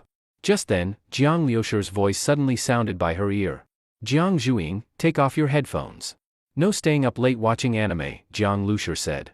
Jiang Zhuing instantly looked like a little bunny caught sneaking food. Her eyes went wide, and she stuck out her tongue. "Okay." That night felt especially long. The next morning, there was a knock on the vehicle door. When the door opened, Li Yusin was standing outside, dressed simply in a t-shirt and jeans, wearing a youthful baseball cap and carrying a backpack, along with a large travel bag. "Morning, Sister Yusin. From the way you're dressed, looks like you're going on a trip," Jiang Zhuing said from the bathroom, poking her head out while brushing her teeth. "Isn't this fine?" Li Yusin replied with a smile. When Li Yusin boarded the vehicle, Jiang Lushi, who was looking over a map, looked up and gave her a smile. Even though it had only been one night, knowing her personality, she must have already taken care of everything before coming. Do you know about the scientists being relocated? Jiang Lushi asked. Yes, the scientists from the research institute have all been notified. Their departure times, locations, and means of evacuation are all different. The research institute still has work to do and can't just stop immediately. Besides, the institute is actually much safer than the outside. The military is just taking precautions, Li Yusin replied. Judging by her calm expression, she clearly had confidence in the institute's safety, likely confirmed it in person. Otherwise, she'd be more anxious than anyone else here. Also, my grandpa and mom are eager to sort the experimental data and samples from the nuclear power station. They'll act with the military later. If Zhonghai really can't hold out? Li Yusin didn't finish that sentence. Zhonghai failing to hold out would be the worst-case scenario. If that happened, who knew how many would die? Still, with tens of thousands of soldiers and scientists tightly protected, their survival rate was the highest among all people. General Zhang asked us to help escort the scientists to Xingqing Bay City, Jiang Lushi said. When he made this decision, he hadn't asked the rest of the team for their opinions. He knew that whether it was Jiang Zhuiying, Zhang Hai, or Sun Kuan, they would all follow his lead. But Li Yusin was a new member, and she had family at Zhonghai Safe Zone. If you want to stay. Before Jiang Lushi could finish, Li Yusin nodded. Okay. Okay? You didn't even. I'll do my best, Li Yusin said as she put down her bag. She only brought a small change of clothes, the rest was medicine and medical tools. All right then, Jiang Lushi said. With that, the mission to escort the scientists was settled. He looked at Li Yusin, thinking back on the conversation. Come to think of it, she had always been like that. Once she accepted something, she'd agree without hesitation, making any prepared persuasion seem unnecessary. Just after breakfast, a military jeep arrived in the neighborhood. A soldier got out, speaking with a deep, muffled voice, "Captain Jiang, please bring your team with me. We'll depart this morning." So soon? Jiang Lushi was surprised. This time they weren't leaving from the military transfer zone, but directly from a city gate. This area was also heavily guarded, with many civilians living nearby. Compared to other places, this site experienced fewer corpse tides. Some civilians were resting, while others were working hard to reinforce the city walls and set up roadblocks near the green belts. Jiang Lushi also saw people in hazmat suits spraying something into the soil. Land around Zhonghai Safe Zone was valuable, but with so many people here, it was the only way to prevent casualties. At the city gate, several military vehicles were already parked. When the jeep, military truck, and minibus arrived, the civilians looked over. Seeing these vehicles made them feel something important was happening, but once the minibus showed up, the vibe shifted. The minibus drew a lot of attention, especially from the soldiers already waiting. There were about a dozen soldiers loaded across several vehicles, all eyeing the minibus, but their attention was different from the civilians. That's Shearing's squad. I heard about them last night. Don't underestimate that minibus. It can charge through zombie hordes. Depends on how big the horde is. But yeah, I heard their captain has mechanical enhancement abilities. That minibus was modified using his powers. I also heard that if not for this mess, multiple squads were planning to ask him for help modding their own vehicles. They say Captain Zhang's shooting is insane. You know Eagle Eye? He's supposedly even better. Damn, seriously? He's an ability user and still that good at shooting? What are we supposed to do as professionals? The soldiers chatted excitedly. Though it had only been one night, the feats of Jiang Lushi and Shearing's squad had already spread among the troops. They had also been actively asking around, because they knew they'd be working with Shearing's squad on this escort mission. As they chatted, a pair of eyes peeked from a vehicle window slit, then quickly ducked back down. The minibus and the truck driven by Zhang Hai and Sun Kuan soon arrived at the gate. Jiang Lushi was inspecting the area when a soldier ran up to the vehicle and saluted stiffly, "Captain Jiang, escort squad leader Zhu Changqing. I've been ordered to assist your team on this mission and follow your commands when needed." "All right," Jiang Lushi nodded. Zhu Changqing handed over a package. "This is your squad's payment." "Thanks," Jiang Lushi said, opening the cloth bag, his eyes nearly dazzled by what he saw. It was full of mutant crystal nuclei. He felt both excited and a little disappointed. General Zhang had paid handsomely, 20 level 1 mutant crystals and 5 evolution crystals. Jiang Lushi hadn't even asked for evolution crystals. General Zhang had gone all in this time. Last time, the military already paid a heavy price to hire Jiang Lushi and Ran Qiyu, but this was even more generous. Rescue and escort missions were both dangerous, but this one meant leaving Zhonghai's safe zone. But General Zhang didn't know that as long as Jiang Lushi had his base vehicle, he wasn't afraid of leaving. Besides the crystals and evolution cores, the metals Jiang Lushi requested were also unloaded from a vehicle and carried to the minibus in crates. Everything's ready. Not a single material missing, Zhu Changqing said. To have all this prepared in one night, Jiang Lushi himself couldn't have pulled it off. But he was disappointed there wasn't a level 2 mutant crystal. Of course, he understood, General Zhang had already said it would be difficult to get one. Zhu then said, to ensure safety, we're planning to place some scientists in your minibus. Would that be all right? My vehicle's already crowded, and mostly with women, so it's not really convenient. Just then, 2 people got out of a military vehicle. Seeing them, Jiang Liushi's unfinished sentence instantly got stuck in his throat. Jiang Lushi originally thought the scientists being assigned to them would likely be elderly, but instead, it was a young woman accompanied by a little girl who looked only 7 or 8 years old. Sorry, my daughter's not feeling well. The conditions in the military truck are rough, so I hoped we could ride in your vehicle. If it's too crowded, just letting my daughter sit would be fine, the young woman said. The little girl had soft, long hair, a chubby round face, and carried a pink backpack. She hid behind her mother, secretly peeking at Jiang Lushi. Her large eyes looked like 2 black grapes. I know them, Li Yusin said softly. The older one is a plant specialist, but at the institute, the little girl is more well known. She's a little prodigy, Li Yusin added. Jiang Lushi looked at the little girl in surprise. She seemed timid, but turned out to be a genius. Still, it really wasn't suitable for a young mother and her daughter to ride squeezed in with a bunch of soldiers. They must have heard what he said just now. No problem, you both can come aboard, Jiang Lushi said. Thank you. Seeing the female scientist and her daughter board the minibus, Zhang Hai glanced out the window and said, TSK, see? That's what a luxury vehicle gets you. You and your mouth, Sun Kuan said helplessly. But indeed, in the apocalypse, this minibus was the undisputed luxury ride. Jiang Lushi then met with the other 2 scientists. In total, he was escorting 3. 2 had family members with them. The third, though young, had no family, his relatives had mutated into zombies. The team was quickly ready.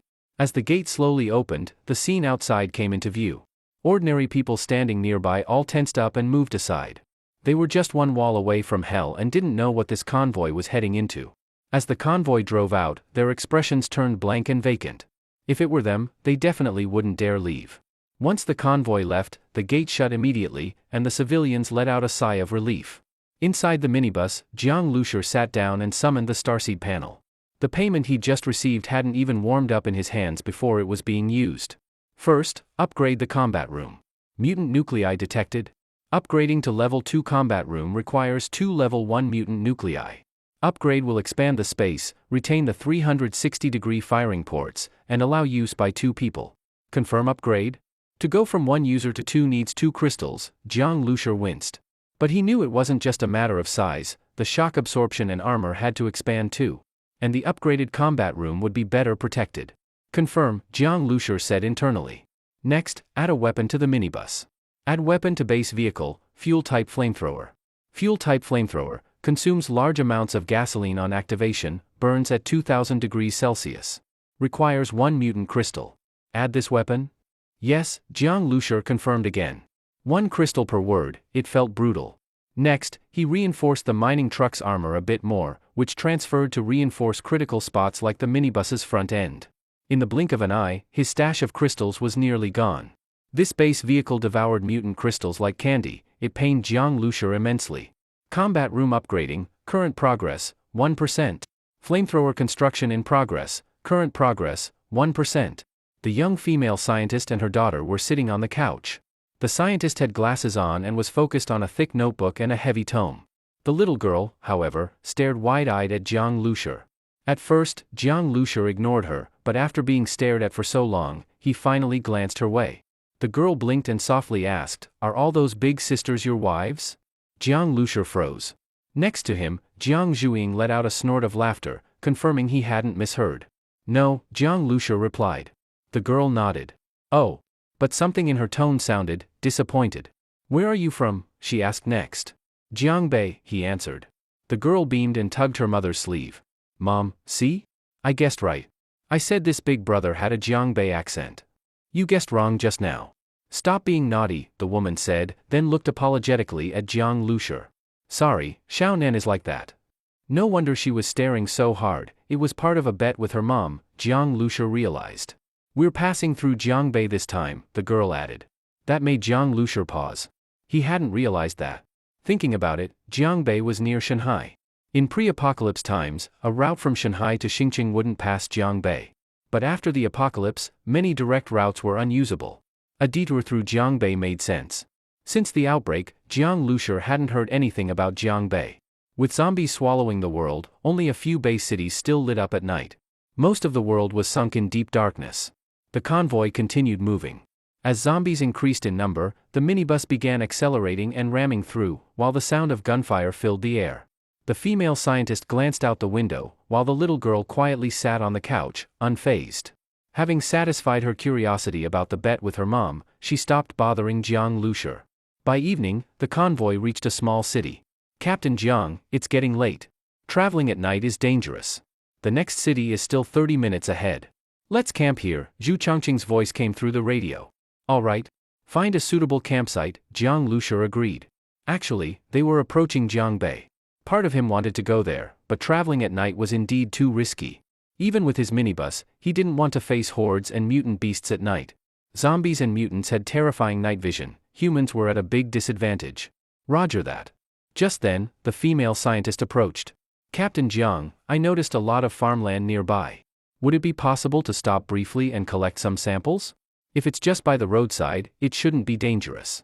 Stopping briefly at the roadside really wasn't a problem. Much safer than going into a city to scavenge. This small city probably had around 1 million people before the apocalypse. After the outbreak, no one could say how many zombies were left. So even when camping nearby, they wouldn't enter the city. Sure, Jiang Lushi said. The scientists he was escorting were all pretty easygoing, not stubborn or demanding. Of course, if they made unreasonable requests, he would refuse outright. He was here to escort, not to play death games. As the convoy set up camp, in a tall building inside the city, a few pairs of eyes sparkled as they watched the vehicles from afar. The green military truck stood out clearly on the road. Did you enjoy the story, guys? I hope you did. Support this video with a like and a comment. I'd really appreciate it. Thanks for watching and see you next time.